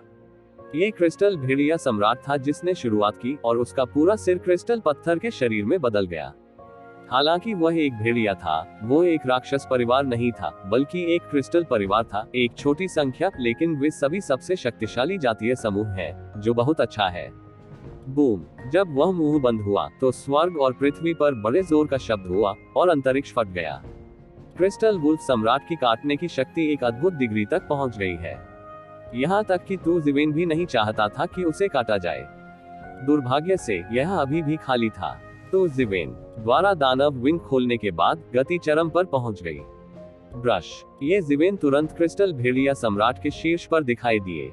उसके हाथ में एक नाक वाली तलवार दिखाई दी और चिल्लाया, तलवार सूत्र को दफनाओ। उसके हाथ में लंबी तलवार से तलवार की चमक दूध या छींटे जैसी थी, जिसे काट दिया गया था। तलवार की यह चमक बिजली की तरह चमड़े के नीचे की थी और सीधे क्रिस्टल भेड़िया सम्राट के सिर पर जा लगी। वास्तव में क्रिस्टल वुल्फ सम्राट जैसे प्राणियों के लिए ये लगभग हर जगह समान है, क्योंकि रक्षा बहुत अद्भुत है। कब जोर की आवाज आई, ये जिवेन की नाक वाली तलवार ने सीधे क्रिस्टल भेड़िया सम्राट पर एक निशान बना दिया, और चिंगारी फूट पड़ी। क्रिस्टल भेड़िया सम्राट ने दर्द सहा और बार बार पीछे हट गया। उसके सिर पर एक अद्भुत चोट का निशान था, जो उसके विशाल शरीर पर भी बहुत आकर्षक लग रहा था। क्रिस्टल वुल्फ सम्राट को उम्मीद नहीं थी कि ये जिवेन उसकी रक्षा को तोड़ सकते हैं। हालांकि यह पूरी तरह से टूटा नहीं है, लेकिन यह उसके लिए मांस खाने का एक बेहद खतरनाक संकेत है। अपनी प्राकृतिक शारीरिक शक्ति के कारण वह शारीरिक साधना में भी अच्छा है। उसकी जादुई शक्ति उसकी ताकत नहीं है। हर किसी की अपनी दिशा होती है, त्याग करना और हासिल करना, ताकि वह पर्याप्त समय में सम्राट के दायरे में कदम रख सके। ये जिवेन की तरह उन्होंने कई तरह की चीजें सीखी हैं और कुछ हासिल किया है। ये बस एक विचित्र चीज है जिसे हजारों वर्षों में उत्पन्न नहीं किया जा सकता। वास्तव में ये जिवेन भी आश्चर्यचकित थे। एक तलवार से वो क्रिस्टल भेड़िया सम्राट का सिर काटने में असफल रहा, केवल एक निशान रह गया। क्रिस्टल वुल्फ सम्राट की रक्षा शक्ति वास्तव में अद्भुत है, जिसकी तुलना लगभग तियानी सम्राट से की जा सकती है। तुम्हें पता है, तियानी सम्राट ने 9वें क्षेत्र में कदम रखा है। ये कहा जा सकता है कि क्रिस्टल वुल्फ सम्राट इस संबंध में वास्तव में अच्छा है। ये गिरता नहीं है। अनेक सम्राट सामने का दृश्य देखते रह गए। 7वें क्षेत्र से ऊपर का अस्तित्व उन सम्राटों के लिए भी बहुत मजबूत है जो युद्ध देखते हैं, और वे केवल इसकी ओर ही देख सकते हैं। ये जिवेन 7वें क्षेत्र और 8वें क्षेत्र के खिलाफ हार नहीं मानती। ये ताकत कई ग्रेडों में ये जिवेन का मूल्यांकन करने के लिए पर्याप्त है। यह उतना सरल नहीं है जितना उन्होंने पहले सोचा था, यहाँ तक कि जितना उन्होंने पहले सोचा था उससे कहीं अधिक शक्तिशाली है। थोड़ी सी लड़ाई के बाद ये जिवेन को 2 लोगों की गहराई का पता चला। स्वयं की तुलना में तो वह कुछ भी नहीं था। भले ही क्रिस्टल वुल्फ सम्राट भी 8वां क्षेत्र था, वह उसे तब भी हरा सकता था जब वह 8वें क्षेत्र से होकर गुजरा था, अब की बात तो दूर। ये सिर्फ इतना है कि वह जाने नहीं दे सकता और अपना सर्वश्रेष्ठ प्रदर्शन नहीं कर सकता, क्योंकि वह पौराणिक आकाश खाने वाले दानव परिवार के 9वें क्षेत्र के सुपर अस्तित्व से भी डरता है, जो इस यात्रा में ये जिवेन का सबसे बड़ा प्रतिद्वंद्वी है। ऐसा इसलिए था क्योंकि वह नहीं जानता था कि वह अंधेरे से कब बाहर निकलेगा, इसलिए वह पूरा खेल नहीं दे सका। बूम! ये जिवेन ने राक्षस परिवार के सम्राट के हमले को विफल कर दिया। सीधे उसे कई कदम पीछे कर दिया। क्यों? क्या तुम्हारे महान पूर्वज प्रकट नहीं होते? ये जिवेन ने बेहोश होकर कहा, और जैसे ही कोई संकेत मिला उसकी भावना चरम पर पहुंच गई। यह अपनी पूरी ताकत से विस्फोट करेगा। आपसे निपटने के लिए लाओजू को ऐसा करने की कोई जरूरत नहीं है। क्रिस्टल भेड़िया सम्राट ने उदासीनता से कहा। दूसरे सम्राट भी थोड़े मूर्ख थे। उन्हें उम्मीद नहीं थी कि ये जिवेन का लक्ष्य भूत परिवार का पूर्वज था। ये जिवेन के अर्थ को सुनकर ये स्पष्ट है कि ऐसा इसलिए नहीं है क्योंकि वह नहीं जानता था कि ऐसी भयानक आकृति मौजूद है कि उसने लापरवाही से आकाश खाने वाले राक्षस परिवार के क्षेत्र में प्रवेश करने का साहस किया, बल्कि इसलिए कि वह स्पष्ट रूप से जानता था, लेकिन फिर भी उसने ऐसा किया। जाहिर है उसके पास अपने कार्ड जरूर होंगे। और उसका कार्ड क्या है? चूंकि वह बाहर नहीं आता, मैं तब तक लड़ता रहूंगा जब तक वह बाहर नहीं आ जाता। ये देखते हुए कि दूसरे पक्ष का बाहर आने का इरादा नहीं था, ये जिवेन ने बस इंतजार नहीं किया। इतना उग्र मत बनो, राक्षस परिवार के सम्राट ने दहाड़कर फिर से मार डाला, जिससे दूसरी तरफ क्रिस्टल भेड़िया सम्राट के साथ हमले की संभावना बन गई। ये जिवेन की ताकत स्पष्ट रूप से उनके ऊपर स्थिर है। किसी एक व्यक्ति की जीत की कोई संभावना नहीं होनी चाहिए। केवल जब वे एक साथ काम करेंगे तो वे ये जिवेन को दबा सकते हैं। बूम! ये जिवेन का उन्मादी मन एक ट्रेन और आकाश में इंद्रधनुष की तरह हवा में लहराता हुआ फूट पड़ा। वह कैसे मजबूत हो गया? बहुत से लोग और भी अधिक चकित थे, क्योंकि उन्होंने पाया कि इस आधार पर तो जिवेन की ताकत को उच्च स्तर पर अपग्रेड किया गया था। अभी की तुलना में ये जिवेन अब और अधिक भयानक महसूस करता है। और भी बेमिसाल, क्या उसने अभी अपनी सारी ताकत नहीं लगाई? इस अनुमान ने तुरंत कई लोगों को उनके पीछे ठंडा महसूस कराया। क्रिस्टल वुल्फ सम्राट भी 8वें क्षेत्र का विशेषज्ञ है और उसी क्षेत्र के विशेषज्ञ का सामना कर रहा है। ये जिवेन अपनी ताकत छिपाता है और 1 पर 2 का अभी भी पलड़ा भारी है। इसमें कोई आश्चर्य नहीं कि वह पौराणिक 9वें क्षेत्र में स्वर्ग खाने वाले राक्षस परिवार के पूर्वज को चुनौती देने का साहस करता है। क्या असंभव? भूत परिवार के सम्राट और क्रिस्टल भेड़िया सम्राट पूरी तरह से चौंक गए। इससे पहले तो जिवेन ने सोचा था कि वे अपना सर्वश्रेष्ठ प्रदर्शन कर रहे थे। अप्रत्याशित रूप से ऐसा बिल्कुल नहीं था, लेकिन बहुत देर हो चुकी थी। ये जिवेन, जिसने एक सांस में अपने पूरे शरीर की युद्ध शक्ति को छोड़ दिया, बिल्कुल भी नहीं रुका। वो एक कदम बाहर निकला, जोर से चिल्लाया, मुक्का मारा और सीधे भूत परिवार के सम्राट को मार डाला। पहले कमजोरों को काटो, और ये जिवेन क्रिस्टल भेड़िया सम्राट को पूरे दिल से साफ कर सकते हैं। भूत कबीले का सम्राट कमजोरी दिखाने को तैयार नहीं था, खासकर ये जिवेन ने उसे आगे बढ़ने के लिए मजबूर किया। वह पीछे हटकर बच नहीं सका। उसने उसी मौके से उसे उड़ा दिया और किसी को सांस लेने का मौका नहीं दिया। टकराना। दोनों पक्षों की दो मुट्ठियां तेजी से आकाश में पहुंची और फिर तेजी से टकरा गई। क्षण भर में ही उन्होंने हार जीत का बंटवारा कर दिया। विस्फोट का नियम खत्म हो गया, एक भयानक तूफान बना और सब कुछ अलग थलग हो गया। जैसे ही वे ये देखने की कोशिश कर रहे थे कि कानून तूफान में क्या हुआ, उन्होंने एक आकृति को उल्टा उड़ते हुए देखा। उन्होंने देखा तो वह राक्षस कुल का सम्राट नहीं था। कौन था? हालांकि आकाश को खाने वाला राक्षस परिवार का सम्राट उल्का की तरह उड़ गया। सम्राट के खून ने आकाश में एक बहुत ही स्पष्ट निशान खींच लिया। यहाँ तक कि सम्राट का खून भी माउंट ताई जितना भारी था और उसने आकाश को फाड़ डाला। 7वें दायरे में सम्राट एक चौंकाने वाले स्तर पर पहुंच गया है। यह एक विजेता है। कई लोगों की पुतलियां थोड़ी सी सिकुड़ गईं और जीत और हार का बंटवारा एक ही झटके में हो गया। मूल रूप से ये जीवेन ने अभी अभी लड़ाई में एक फायदा दिखाया था, लेकिन अब ये जीवेन ने एक साधारण फायदा नहीं दिखाया, बल्कि एक संपूर्ण और जबरदस्त फायदा दिखाया। एक झटके से भूत परिवार के सम्राट को ये जीवेन ने बुरी तरह घायल कर दिया और लड़ाई एक पल में विभाजित हो गई। बूम! भूत परिवार का सम्राट सीधे एक पर्वत शिखर से टकरा गया। पहाड़ पर मौजूद सरनी और सीमा ने उसे अवरुद्ध कर दिया और उसे क्षितिज से बाहर उड़ने नहीं दिया। लेकिन इस समय लोग अंततः देख सकते हैं कि राक्षस परिवार को खाने वाले आकाश के सम्राट को खून की उल्टी हुई है और उसकी मांसपेशियां दरारों से भरी हुई है। उस पर जोरदार प्रहार किया गया, यहाँ तक कि क्रिस्टल भेड़िया सम्राट ने भी इसके बारे में नहीं सोचा था, इसलिए उसके पास इसे रोकने का समय नहीं था। उसने केवल ये देखा कि ये जीवेन ने सीधे शैतान के पंख को लॉन्च किया और सफल हमले के बाद उसका पीछा किया, जिससे उसे प्रतिक्रिया देने का समय नहीं मिला। राक्षस परिवार को निगलने वाले सम्राट को बस ऐसा महसूस हुआ कि आकाश घूम रहा है और पूरा शरीर ढहता हुआ प्रतीत हो रहा है। उसके दिल में अंतहीन दर्द बना हुआ था, लेकिन वह जानता था कि यह अभी भी लड़ाई में है और यह आराम करने का समय नहीं है। हालांकि जब उसने अपनी आंखें खोली तो अचानक उसे ये जीवेन का शरीर दिखाई दिया। उसे पता ही नहीं चला कि उसने कब अपने आप को धोखा दे दिया। उसके हाथ में सम्राट की मुहर बढ़ी और बड़ी होती गई, लेकिन ये बस एक पल का प्रयास था, बिल्कुल पहाड़ की तरह। बूम! आकाश खाने वाले दानव परिवार के सम्राट के पास केवल चीखने का समय था और पूरा व्यक्ति सम्राट वू की मुहर से डूब गया था। पूरा शरीर टुकड़े टुकड़े हो गया और सम्राट वू की मुहर से आकाश में तैरता हुआ युआन भगवान भी बिखर गया। मांस को ये जीवेन ने आसानी से अवशोषित कर लिया था, मानसिक गणना के साथ, लेकिन कोई इरादा नहीं, ये सिर्फ दो चालें थी। 7वें क्षेत्र में स्वर्ग खाने वाले राक्षस परिवार के सम्राट को ये जीवेन ने मार डाला था। ऐसी गति ने कई सम्राटों को पूरी तरह से चौंका दिया। ये निश्चित रूप से एक हत्यारा आदमी है। यदि उन्हें बदल दिया जाए तो वे हिल नहीं पाएंगे। हालांकि कुछ कारण है कि उनके पास मानसिक गणना तो है, लेकिन कोई इरादा नहीं है। ऐसी युद्ध प्रभावशीलता काफी आश्चर्यजनक है।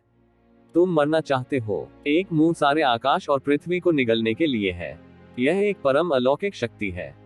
ये लंबे समय से उनके संज्ञा के साथ एकीकृत है और सबसे भयानक शक्ति की भूमिका निभा सकता है। उन्होंने एक ही मुंह से स्वर्ग और पृथ्वी को निगल लिया। उन्हें केवल यह महसूस हुआ कि स्वर्ग और पृथ्वी के बीच अंधेरा था। फिर स्वर्ग और पृथ्वी के बीच के सभी कानून और सभी रेखी को एक साथ संपीड़ित किया गया। ऐसा लग रहा था कि ब्रह्मांड ढह गया और फिर से अपने मूल स्थान पर लौट आया। पूरा दृश्य भयानक था। इन सब का केंद्र ये जीवेन के सामने है। जबकि तू जीवेन ने भूत परिवार के सम्राट को मार डाला, उसने सीधे सब कुछ नष्ट कर दिया। ये जीवेन ने चकमा नहीं दिया और उसे नहीं पता था कि क्या बहुत देर हो चुकी थी या उसे इसका कोई अंदाजा ही नहीं था। उसने बस कड़ा संघर्ष किया। बूम! एक विशाल गर्जना के साथ शून्य बिखर गया और हर कोई एक एक करके अंतरिक्ष मलबे के पतन को देख सकता था, जो ये जीवेन पर केंद्रित सभी दिशाओं में फैल रहा था। हालांकि केंद्र में मौजूद ये जीवेन बिल्कुल भी नहीं डगमगाए। भयानक काटने वाली शक्ति उसके चारों ओर विफल हो गई।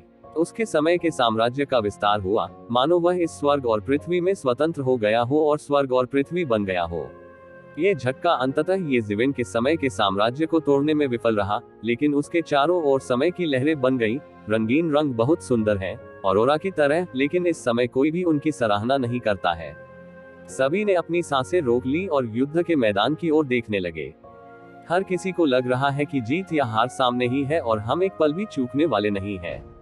इस समय ये जीवेन, जिसने भूत परिवार के सम्राट की लाश को अपने शरीर में एकत्र किया था, अचानक हिल गया और उसने अपने हाथ फाड़ दिए, जिससे दुनिया बिखर गई।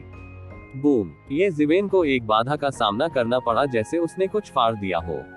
फिर तो जीवेन ने शराब पी ली और अचानक ताकत बढ़ा दी। तब उसने देखा कि सारे आकाश का पर्दा फट गया और फिर लोहू अचानक प्रकट हुआ और मूसलाधार वर्षा की नाई बहने लगा। फिर मैंने एक विशाल खोपड़ी को उड़ते हुए देखा और एक विशाल आकृति दिखाई दी, लेकिन यह एक अच्छा क्रिस्टल भेड़िया सम्राट नहीं था। कौन था? लेकिन इस समय क्रिस्टल भेड़िया सम्राट पहले की तरह राजसी नहीं था, क्योंकि उसकी पूरी खोपड़ी और बड़ा मुंह येज़ेविन द्वारा उलट दिया गया था। सब कुछ खूनी लग रहा था। क्रिस्टल भेड़िया सम्राट पीछे हट गया और उल्टी हुई खोपड़ी धीरे धीरे फिर से बढ़ रही थी। लेकिन इस झटके ने अब भी कई लोगों को डरा दिया है। येज़ेविन का हमला बहुत भयावह था। आपने अभी हमला किया और अब मेरी बारी है। येज़ेविन ने उसके मुंह के कोनों पर व्यंग्य किया। उसका पूरा शरीर प्रत्यंचा से निकले तीर के समान था और वह निकल गया। एक पल में वह क्रिस्टल भेड़िया सम्राट के पास आया और मुक्का मारा। टकराना। येज़ेविन की मुट्ठी तेज और क्रूर थी। क्रिस्टल भेड़िया सम्राट के पास बचने का कोई रास्ता नहीं था। उसे मौके पर ही गोली मार दी गई और उसका पूरा शरीर उलट-पुलट हो गया। उसके क्रिस्टल मांस पर येज़ेविन ने एक गहरे गड्ढे में छेद कर दिया, जो मकड़ी के जाल की तरह घनी दरारों से घिरा हुआ था, जो सभी दिशाओं में फैल रहा था। हालांकि यह केवल एक समूह है, ऐसी चोटें आश्चर्यजनक रही हैं, क्योंकि येज़ेविन का आक्रमण निरंतर है। यह तो बस शुरुआत है। येज़ेविन के आक्रमण ने एक तूफान की तरह सीधे क्रिस्टल वुल्फ सम्राट या अधिकांश लोगों को हरा दिया। इससे पहले येज़ेविन ने अपना मजबूत पक्ष दिखाया था और प्रत्येक मुक्का असीम रूप से शक्तिशाली था, जैसे कि यह आकाश में उड़ सकता है। अब लोग जानते हैं कि येज़ेविन न केवल शक्तिशाली है, बल्कि बिजली की तरह तेज भी है। सम्राट की कार्रवाई की गति स्वाभाविक रूप से बहुत धीमी नहीं है, लेकिन येज़ेविन की गति तक पहुंचना बहुत दुर्लभ है। दूसरे शब्दों में, येज़ेविन की पिछली चालों से हर कोई भ्रमित था। अप्रत्याशित रूप से येज़ेविन इस संबंध में अधिक मजबूत थे और एक बहुमुखी व्यक्ति थे। टकराना, टकराना, टकराना। क्रिस्टल वुल्फ सम्राट पर प्रत्येक मुक्का एक बड़ा अंतर खोल सकता है। यदि आप अपना मांस और रक्त बदलते हैं, तो आप इस समय गंभीर रूप से घायल हो जाएंगे, लेकिन क्रिस्टल भेड़िया सम्राट अभी भी दृढ़ता से लड़ रहा है। उनकी जाति ने उन्हें एक मजबूत भौतिक शरीर दिया, जो इस समय सबसे अधिक तीक्ष्ण और स्पष्ट रूप से परिलक्षित होता था। हालांकि जनता की नजर में ऐसा पलटवार निरर्थक है, क्योंकि उसके हमले से येज़ेविन के लिए कोई बुनियादी खतरा पैदा होना मुश्किल है। येज़ेविन समय के लबादे से अपनी रक्षा करता है। समय की शक्ति से समय का साम्राज्य बनाना सबसे शक्तिशाली सुरक्षा है। हालांकि क्रिस्टल वुल्फ सम्राट अच्छा है और 8वें क्षेत्र में कमजोर नहीं है। यह अफसोस की बात है कि वह येज़ेविन से मिला। हालांकि इसने 9वीं सीमा को पार नहीं किया है, लेकिन यह इसे कुचलने के लिए पर्याप्त है। इसके विपरीत येज़ेविन के प्रत्येक हमले से क्रिस्टल वुल्फ सम्राट को काफी नुकसान हो सकता है। ये भी कहा जा सकता है कि यदि क्रिस्टल वुल्फ सम्राट सावधान नहीं है, तो एक मुक्का मौलिक खतरा पैदा करने के लिए पर्याप्त है।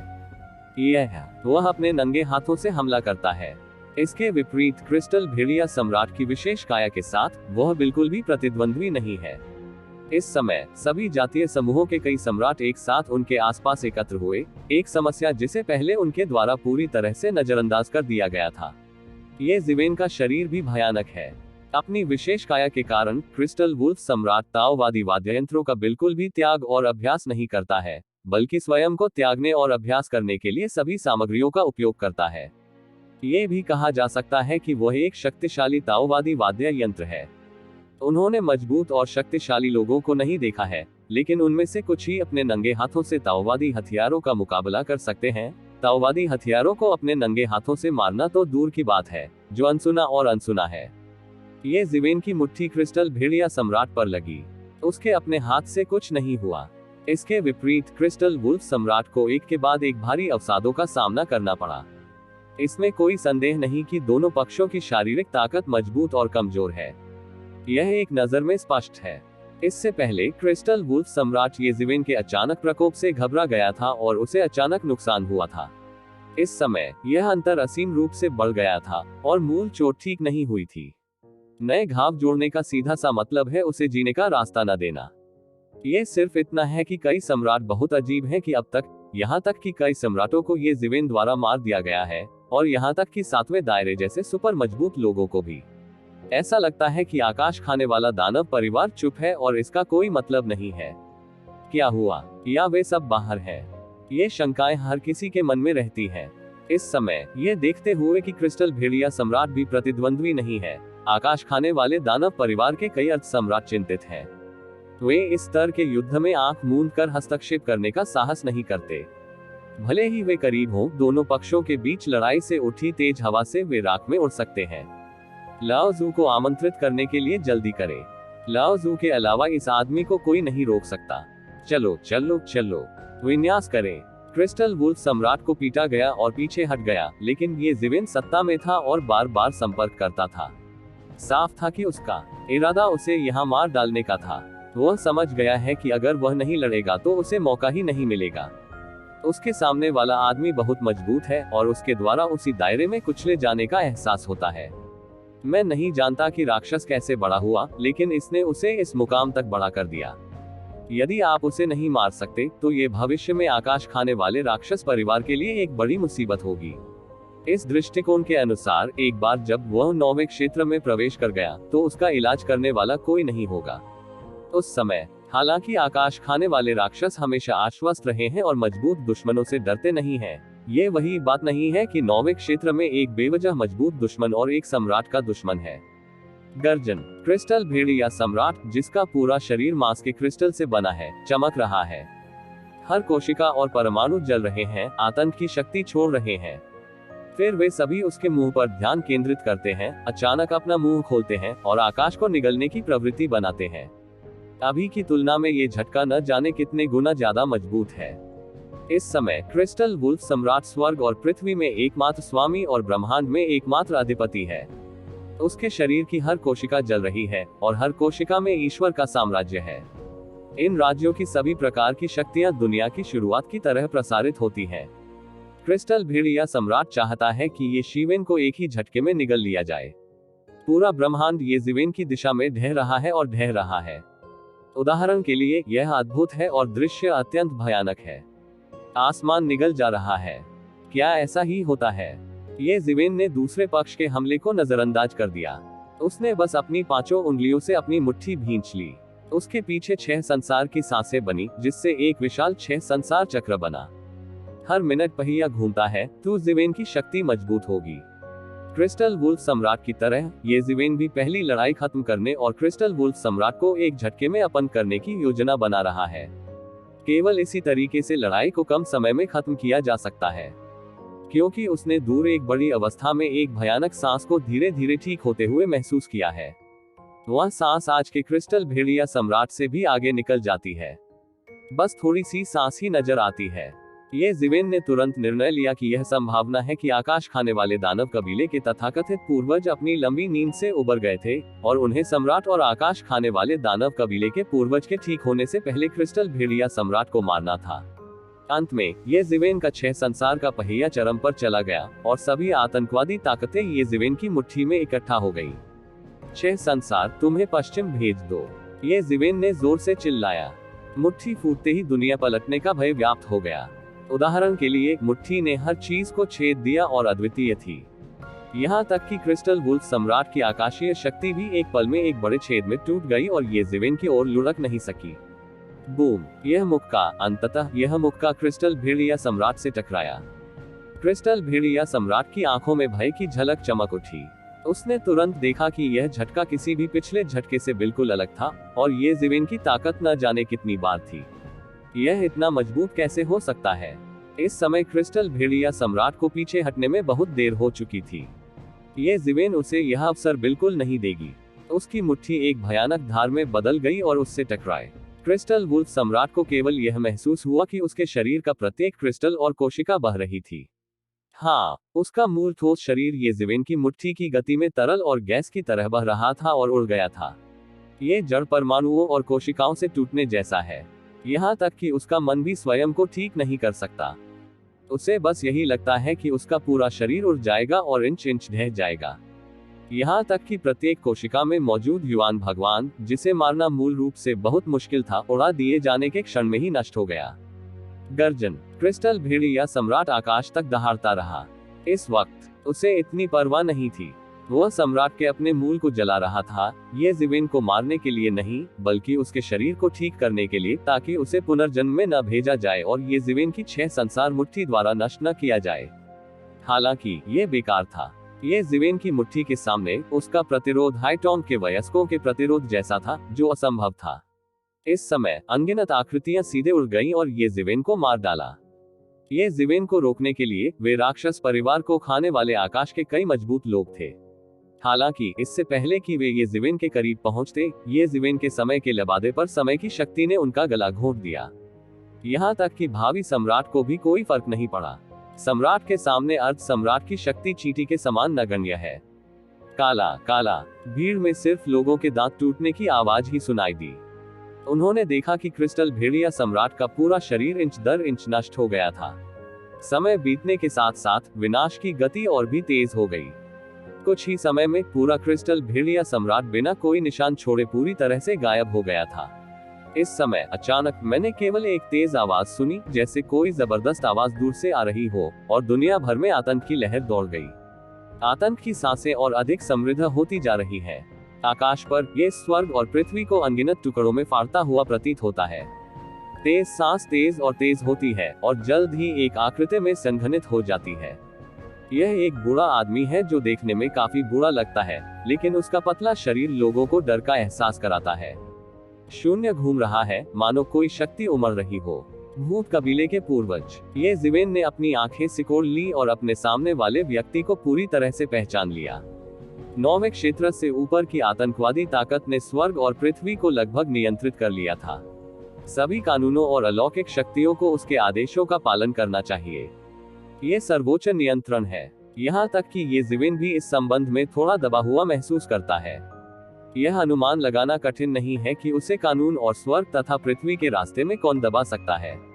ये निश्चित रूप से 9वें स्तर का अस्तित्व है। 9वें स्तर के विशेषज्ञों की तुलना में कानून के बारे में ये जिवेन की समझ अभी भी थोड़ी अलग है। यदि आप उस स्तर तक नहीं पहुंचते हैं, तो आपकी उपलब्धियां और नहीं गलत समझ स्वाभाविक रूप से एक पायदान पीछे है। यदि आप वास्तव में पहुंचते हैं, तो ये जिवेन पहले ही 9वें क्षेत्र में प्रवेश कर चुके होंगे। डोलुओ महाद्वीप 3 ड्रैगन किंग की किंवदंती http://www.bigfuzzw.com/0_48/ आकाश खाने वाले दानव कबीले के धीरे धीरे बने पूर्वज ने ये जिवेन को भयंकर आंखों से देखा। विशेष रूप से उसे लगा कि क्रिस्टल वुल्फ सम्राट, जो कई वर्षों से उसके साथ लड़ रहा था, मारा गया था। उसे केवल यह महसूस हुआ कि उसका खून पीछे की ओर बहने वाला है। इतने सालों तक सोने के बाद उन्हें सच में एक ऐसी चीज दिखी। धत्तेरी की राक्षस परिवार का पूर्वज इतना क्रोधित था कि वह अपने क्रोध को शांत करने के लिए ये जिवेन को अपने सामने टुकड़े टुकड़े कर देना चाहता था। बूम! आकाशभक्षी राक्षस कुल के पूर्वज ने उसे एक पंजे से पकड़ लिया। एक पल में स्वर्ग और पृथ्वी ने रंग बदल दिया और हवा और बादल पंजे की छाया में शामिल हो गए। इसने एक भयानक उन्माद पैदा किया, सीधे अंतरिक्ष में चला गया और एक पल में ये जिवेन के सामने छप गया। केवल इस बार जिवेन ने इसे एक पल में देखा। ये तियानयव परिवार के पूर्वजों की गहराई को नष्ट कर देता है। मुझे डर है कि यह अभी भी तियानी सम्राट से ऊपर है जिसे मैंने पहले देखा है। तियानी सम्राट ने अभी अभी 9वें क्षेत्र में प्रवेश किया है, इसलिए उसकी ताकत और भूत कबीले के पूर्वजों के बीच अभी भी कुछ अंतर है। क्रोध के वशीभूत होकर राक्षस वंश को खाने वाले आकाश के पूर्वजों की भयानक शक्ति ने अन्य राज्यों के सभी जातीय समूहों के मजबूत लोगों को, जिन्होंने उत्तेजना को देखा, उनकी गर्दन में जकड़न महसूस हुई और उनके पूरे शरीर में कपकपी महसूस हुई। 9वां क्षेत्र। क्या ये वास्तव में 9वां क्षेत्र है? क्या सम्राट इतना शक्तिशाली हो सकता है? ऐसा लगता है कि मैं वास्तव में एक कुएं के तल पर मेढक हूँ। मैंने दुनिया के नायकों को कमा का। हालांकि मैं तैयार हूँ। 9वां क्षेत्र मजबूत है, या फिर उन्हें पूरी तरह से डरा दे। झटका बिजली जितना तेज और प्रेत जितना तेज था, ये सीधे ये जिवेन की छाती पर लगा। टकराना, सोने और लोहे की टक्कर जैसी आवाज आ रही थी। ये दो अत्यंत कठोर लोहे के खंडों जैसा था। जब वे आपस में टकराए तब भी कुछ चिंगारियां थी। Dang dang dang. आकाश खाने वाले दानव परिवार के पूर्वज ने अपना सर्वश्रेष्ठ प्रदर्शन करने के बाद ये जिवेन बार बार पीछे हट गए। उसकी छाती ऐसी भरी हुई थी मानो वह नदी और समुद्र को उलट रहा हो। लगभग हर कोर में पुराना खून बह रहा था।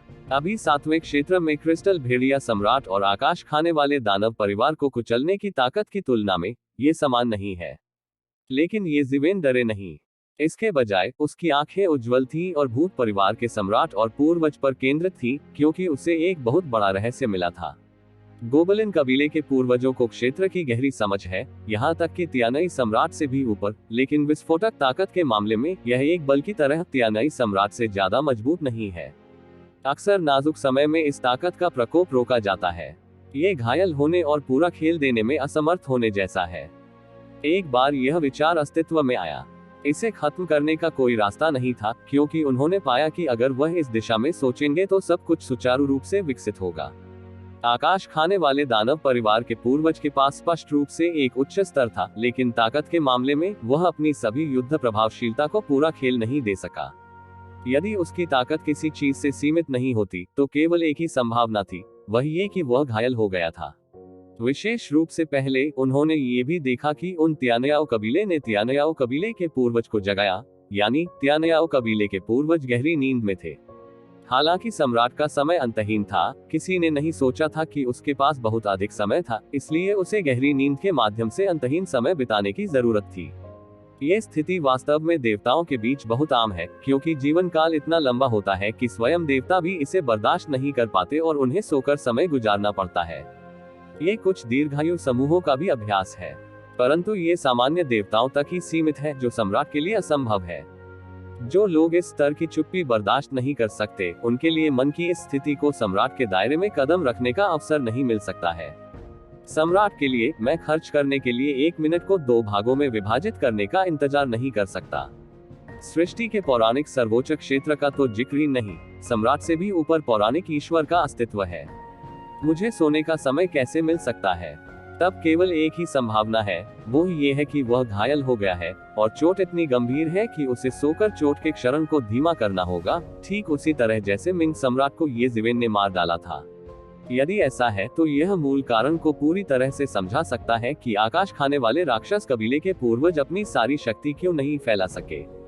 आप किस पर हंस रहे हो? आकाशभक्षी राक्षस परिवार का पूर्वज आगे आक्रमण करने का प्रयास कर रहा था। अचानक उसने ये जिवेन को अपने मुंह के कोनों पर मुस्कुराते हुए देखा और पूछने से खुद को नहीं रोक सका।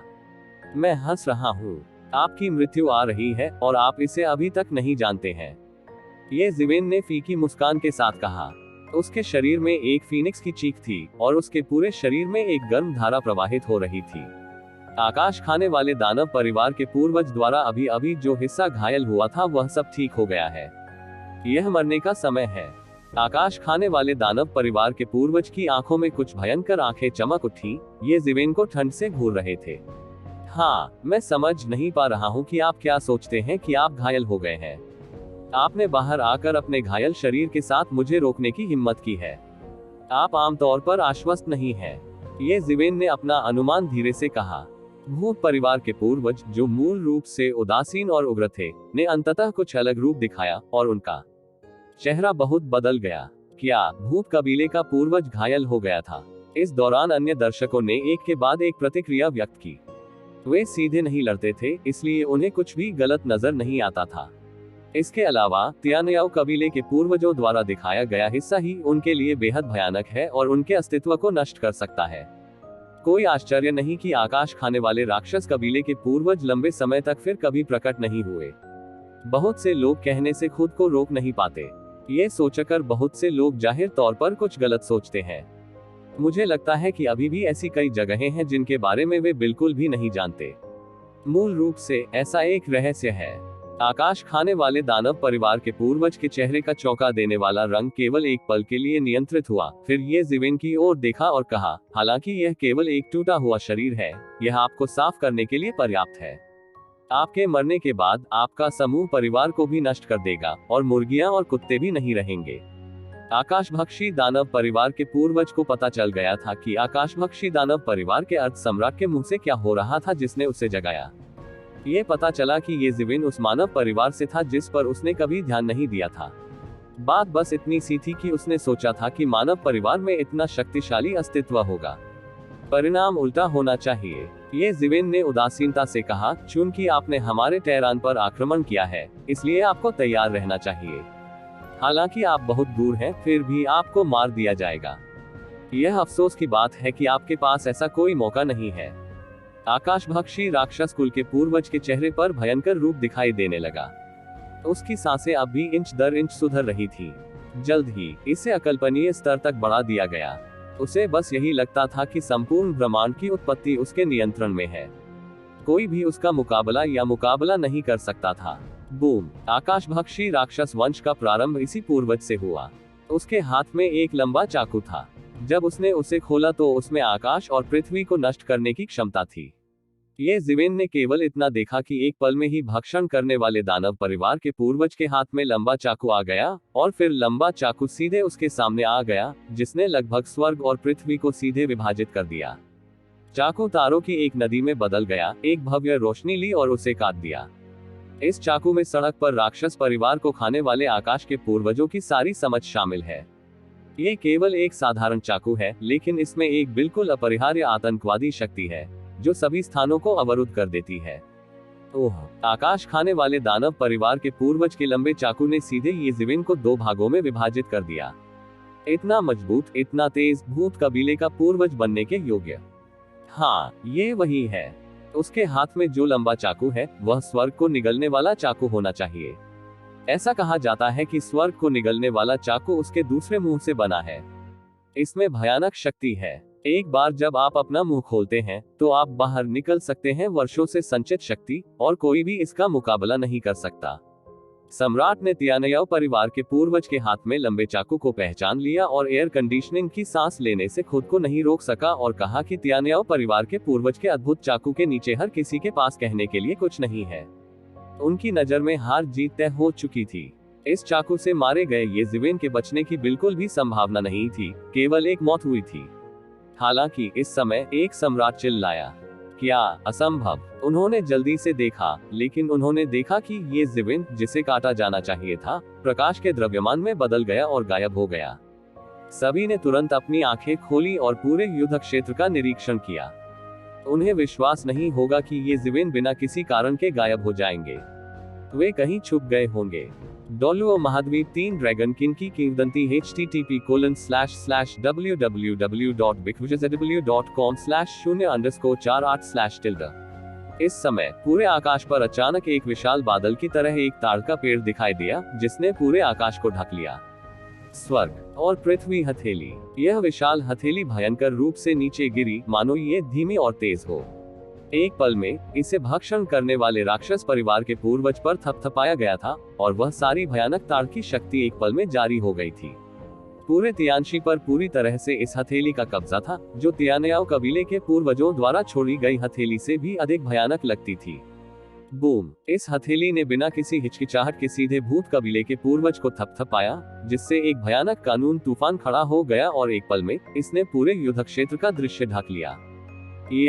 जबकि लोग अभी भी ये पता लगा रहे थे कि यहाँ क्या हुआ था, उन्होंने देखा कि एक आकृति कई बार धड़क रही थी, पीछे हट रही थी और हमले के केंद्र से हट रही थी। लेकिन वह आदमी भूत परिवार का पूर्वज नहीं था। कौन था? राक्षस परिवार को खाने वाले आकाश के शीर्ष पर ये जिवेन की आकृति धीरे धीरे प्रकट हुई। उसके पूरे शरीर पर सुनहरी रोशनी चमक रही थी। उसके पीछे शैतान का पंख लगातार धड़क रहा था और उसके चेहरे पर भाव ज्यादा नहीं बदले। तियानयाओ कबीले के पूर्वज के चाकू से कई लोग आश्चर्यचकित थे। हालांकि ये जिवेन हैरान था, लेकिन वह तैयार नहीं था। आखिरकार वह पहले भी तियानी सम्राट से लड़ चुका था। स्वाभाविक रूप से वह बहुत स्पष्ट थे कि 9वें क्षेत्र के विशेषज्ञों की भयानक छापेमारी क्षमता 8वें क्षेत्र की कल्पना से परे थी। यहाँ तक कि ये जिवेन की शारीरिक पद्धति के साथ भी हमें इसे बनाए रखने के लिए शैतान के पंख का अत्यधिक उपयोग करना चाहिए। हम इसे हल्के में नहीं ले सकते। तो तुम जिवेन ने अभी चाकू को चकमा दिया। उसने उसे मारने के बजाय एक एक करके मार डाला। लेकिन इस समय भूत कबीले के पूर्वज स्पष्ट रूप से अभी की तुलना में कहीं अधिक शर्मिंदा थे। उसके कपड़े अस्त व्यस्त थे और उसके मुंह के आसपास कुछ खून भी लगा हुआ था। जाहिर है अभी छापेमारी में उन्हें कुछ नुकसान हुआ है। हालांकि यह केवल एक छोटा सा नुकसान था, यह उसकी खेती और ये जिवेन के दायरे के संदर्भ में पहले से ही मूल्यवान था, यहाँ तक कि असंभव भी था। भले ही 9वें क्षेत्र का स्वामी गंभीर रूप से घायल हो गया हो, फिर भी वह 9वां क्षेत्र है, जो कि 8वें क्षेत्र से बिल्कुल भी तुलनीय नहीं है। तियानयाओ परिवार के पूर्वज की तरह पुराने 9वें क्षेत्र का तो जिक्र ही नहीं। गहन कौशल अविश्वसनीय है। हालांकि फिर भी ये जिवेन सफल हुए, जो मदद नहीं कर सके लेकिन हर किसी को उनकी ओर देखने पर मजबूर कर दिया। क्या आकाशभक्षी राक्षस परिवार का पूर्वज सचमुच इस हद तक कमजोर हो गया है? हालांकि उन्होंने तुरंत अपनी अक्कलों को पलट दिया, क्योंकि आकाश खाने वाले दानव परिवार के पूर्वज ने फिर से गोली मार दी और भयानक चाकू हवा में उठ गया। लगभग उसी क्षण जब ये जीवेन प्रकट हुए, पलटवार एक छाया की तरह था, टासल हड्डी के एक कीड़े की तरह सीधे बह गया। भले ही पिछले गंभीर हमले के तहत उसे कुछ छोटे नुकसान हुए हो, आकाश खाने वाले दानव परिवार के पूर्वज ने तुरंत प्रतिक्रिया व्यक्त की। पतनशील होने के बजाय उसने ये जीवेन पर पलटवार किया। ये झटका अभी से भी अधिक शक्तिशाली है, बिल्कुल भी कमजोर नहीं, और भी मजबूत, जिसने तुरंत कई लोगों को पिछली अक्कलों को पलट दिया। न कि आकाश खाने वाले राक्षस कबीले के पूर्वज कमजोर हो गए। लेकिन तो जीवेन बहुत मजबूत है। अभी उसकी हथेली क्या थी? यह इतनी भयानक क्यों थी? ये सचमुच भयानक है। मैंने अपने जीवन में इतनी शक्तिशाली हथेली कभी नहीं देखी। ये जीवेन बहुत मजबूत है। हालांकि ये सम्राट लंबे समय तक सम्राट रहे हैं, वे उस समय से बहुत दूर हैं जब भाग्य के सम्राट थे। कोई चौराहा नहीं है। वे पहचान ही नहीं पाते कि यह भाग्य विधाता की युद्धकला है। इस चाकू से आतंकित कानून की लहर का सामना करते हुए तो जीवेन को तुरंत लगा कि उसके आसपास के कानून की समझ और नियंत्रण से वंचित कर दिया गया है। 8वां क्षेत्र पहले से ही सम्राटों में सर्वश्रेष्ठ था, लेकिन 9वां क्षेत्र अभी भी बेहतर था। ये सम्राटों के बीच वास्तविक सर्वोच्च शक्ति थी। ये जीवेन ने लापरवाह होने की हिम्मत नहीं की। उसके शरीर में एक ड्रैगन नस जलती रही और एक भयानक आभा बनती रही, जो ये जीवेन की हथेली में समा गई और एक पल में बहुत सारी आभा जल गई। केवल इस तरह से वह स्वर्ग और पृथ्वी ताड़ की स्वर्ग विरोधी ताड़ तकनीक को प्रदर्शित कर सकता है। हालांकि ऐसा नहीं है कि जब उसने शुरुआत में तियानई सम्राट को हराया तो वह आश्चर्यचकित हो गया और उसने द्वितीय ड्रैगन नस को जला दिया।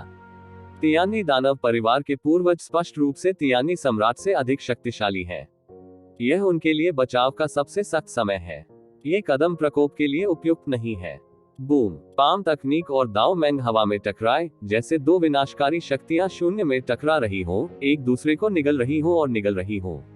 देखते ही देखते भयानक टक्कर होने लगी। भक्षण करने वाले राक्षस कबीले के पूर्वज ने अपनी आंखों में एक बढ़िया रोशनी डाली, जोर से पिया और कहा, मुझे विश्वास नहीं होता। आप हमेशा इस चाल का उपयोग कर सकते हैं। 9वें क्षेत्र के रूप में उन्होंने लोगों को भी देखा है।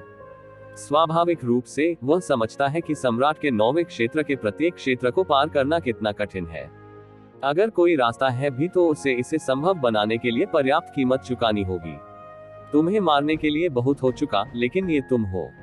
तुम्हारी चोट कितने समय तक बनी रह सकती है? ये जीवेन जोर से चिल्लाया। दोनों पक्षों की आंखों में हत्या का इरादा घूम रहा था और वे एक दूसरे का आश्रय समझ चुके थे। दोनों लोगों की वर्तमान स्थिति लंबे युद्ध के लिए उपयुक्त नहीं है।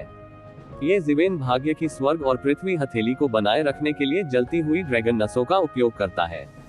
हालांकि उसके पास अभी भी कई ड्रैगन नसें हैं, वह इसे बर्बाद नहीं कर सकता। आकाश खाने वाले राक्षस परिवार का पूर्वज गंभीर रूप से घायल हो गया है और लंबे युद्ध के लिए उपयुक्त नहीं है, अन्यथा चोट लगने पर वह मर जाएगा। ब्रश, ये जीवेन के पीछे दानव पंख नाचने लगा और पूरा शरीर रहस्यमय होने लगा। हालांकि ऐसा प्रतीत होता था कि वह अभी भी अपनी जगह पर है, बुद्ध समय और स्थान में चल चुके थे। उन्होंने दानव पंख की गति को चरम पर पहुंचा दिया था और यहाँ तक कि समय कानून के सिद्धांत का भी उपयोग किया था। चलो भी, चलो भी, चलो भी। जैसे ही ये जीवेन की आवाज गिरी, वह वास्तव में भक्षण करने वाले राक्षस परिवार के पूर्वजों के सामने प्रकट हो गया। ये स्वर्ग और पृथ्वी के लिए ताली बजाने का एक और मौका था। हालांकि आकाश खाने वाले दानव परिवार के पूर्वज को ये उम्मीद नहीं थी कि ये जीवेन का पलटवार इतना भयंकर और निर्णायक होगा। वह पहले से ही तैयार था। उसके हाथ में मौजूद लंबे चाकू ने सीधे उसे मार डाला और सृष्टि के स्वर्ग और पृथ्वी हथेली से टकरा गया। बूम, आश्चर्यजनक टकरावों की एक श्रृंखला के बाद आकाश खाने वाले दानव कबीले के पूर्वजों की तलवार क्यूई ने ये जीवेन द्वारा खींची गई सृष्टि की स्वर्ग और पृथ्वी की हथेली को सीधे काट दिया और दोनों पक्ष एक दूसरे को निगल गए और शून्य में बदल गए। एक भी प्रहार काम नहीं आया और ये जीवेन की प्रतिक्रिया बिल्कुल भी धीमी नहीं थी। उसने आकाश खाने वाले दानव परिवार के पूर्वजों के ठीक पीछे एक चमकती छलांग लगाई। सृष्टि की एक और स्वर्ग और पृथ्वी की हथेली गिर गई और अधिक ड्रैगन नसें जल गई, इसलिए इस हथेली की शक्ति और भी अधिक भयानक थी। आकाशभक्षी राक्षस कुल के पूर्वज ने बहुत समय पर प्रतिक्रिया दी। उसने आसमान खाने वाले चाकू से काट डाला और भाग्य के स्वर्ग और पृथ्वी के ताड़ के खिलाफ चला गया। टकराना। एक विशाल विस्फोट के बाद आकाश खाने वाले दानव परिवार के पूर्वज को केवल यह महसूस हुआ कि ब्लेड पर एक भयानक बल था और फिर वह सीधे उन पर गिर गया। वह कई कदम पीछे हटने से खुद को रोक नहीं सका। यह मजबूत हो सकता है।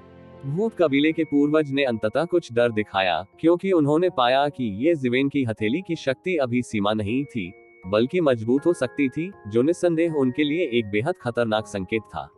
लेकिन इस समय कोई रास्ता नहीं था, क्योंकि ये ज़िवेन उसे जवाबी उपायों के बारे में सोचने का समय नहीं देंगे। वैसे ही एक हथेली नीचे गिर गई। एक हथेली दूसरी से अधिक भयानक थी और एक हथेली दूसरी से अधिक शक्तिशाली थी। शुरुआत में आकाश खाने वाले दानव परिवार के पूर्वजों के लिए विरोध करना बहुत मुश्किल था, अब तो छोड़ ही दे। गर्जन। राक्षस कुल के पूर्वज ने दहाड़ लगाए। उसके पास मारने के लिए दौड़ने के अलावा कोई चारा नहीं था। उनकी चोटों के कारण दोनों पक्षों की पहल धीरे धीरे ये ज़िवेन के हाथों में आ गई है। उसके पास इसे निष्क्रिय रूप से स्वीकार करने के अलावा कोई अन्य विकल्प नहीं था। टकराना, टकराना, टकराना। टक्कर लगातार होती रही और क्षण भर में अनगिनत बार भयानक युद्ध छिड़ गया। ये ज़िवेन की स्वर्ग और पृथ्वी की रचना मजबूत और मजबूत हो गई और अधिक से अधिक ड्रैगन नसें जल गई। इसके अलावा कास्टिंग के अधिक से अधिक समय के कारण स्वर्ग और पृथ्वी हथेली के निर्माण की उनकी महारत में और भी सुधार हुआ। इन सभी ने उनकी स्वर्ग और पृथ्वी हथेली की रचना को और भी शक्तिशाली बना दिया। पूफ। अंत में इसे स्वर्ग और पृथ्वी की हथेली को फिर से जोड़ने के लिए मजबूर होना पड़ा। आकाशभक्षी राक्षस कुल के पूर्वज चिल्ला उठे। उनके शरीर पर लगी चोट आखिरकार दब नहीं सकी। इसे जबरदस्ती ये ज़िवेन की स्वर्ग और पृथ्वी की हथेली की शक्ति द्वारा संचालित किया गया था और फिर एक कौर खून बह निकला। जिस बचाव के लिए उसने पहले कड़ी मेहनत की थी वह इस समय ध्वस्त हो गया। इस बार आकाशभक्षी राक्षस परिवार के पूर्वज और अधिक विरोध नहीं कर सके। यहाँ तक कि वह स्थिर रूप से खड़ा भी नहीं रह पाता था। वह एक पल में बेहोश हो गया। उसका पूरा शरीर उल्का की तरह उड़ गया और फिर धरती से टकरा गया। भले ही पृथ्वी में सरनी समय पर पुनर्जीवित हो गई, वह अधिकांश प्रभाव का विरोध कर सकती थी, लेकिन शेष प्रभाव बल ने अभी भी पूरी पृथ्वी पर हजारों मील लंबी विशाल दरारें दिखाई दी। आतंक की शक्ति भूमिगत रगों को कंपा देती है। भूकंप, ज्वालामुखी विस्फोट और सब कुछ दुनिया के अंत की भविष्यवाणी के दृश्यों जैसा है। सामान्य आकाश खाने वाले दानव परिवारों के लिए ये वास्तव में दुनिया का अंत है, क्योंकि वे इस तरह की सदमे की लहर का विरोध नहीं कर सकते हैं। वे केवल चिल्ला सकते हैं और सदमे की लहर से सदमे में शून्य हो सकते हैं, और यहाँ तक कि कई लोगों के पास चिल्लाने का कोई मौका नहीं है। ये सीधे राख में धोया गया था। अच्छा, बहुत मजबूत। इस दृश्य को देखते समय कई सम्राट एयर कंडीशनिंग की सांस लेने से खुद को नहीं रोक सके। इस समय वे अंततः जान गए कि ये ज़िवेन का आत्मविश्वास कहां से आया। हालांकि ऐसा रिश्ता था कि तियान्याओ परिवार का पूर्वज गंभीर रूप से घायल हो गया था। ये ज़िवेन ने तियान्याओ परिवार के पूर्वज की चोट को स्वर्ग और पृथ्वी की हथेली से मजबूर कर दिया, ताकि वह अपनी ही चोट से गंभीर रूप से घायल हो जाए। ये है अभी भी एक शानदार लड़ाई है जिसे लोग नजरअंदाज नहीं कर सकते।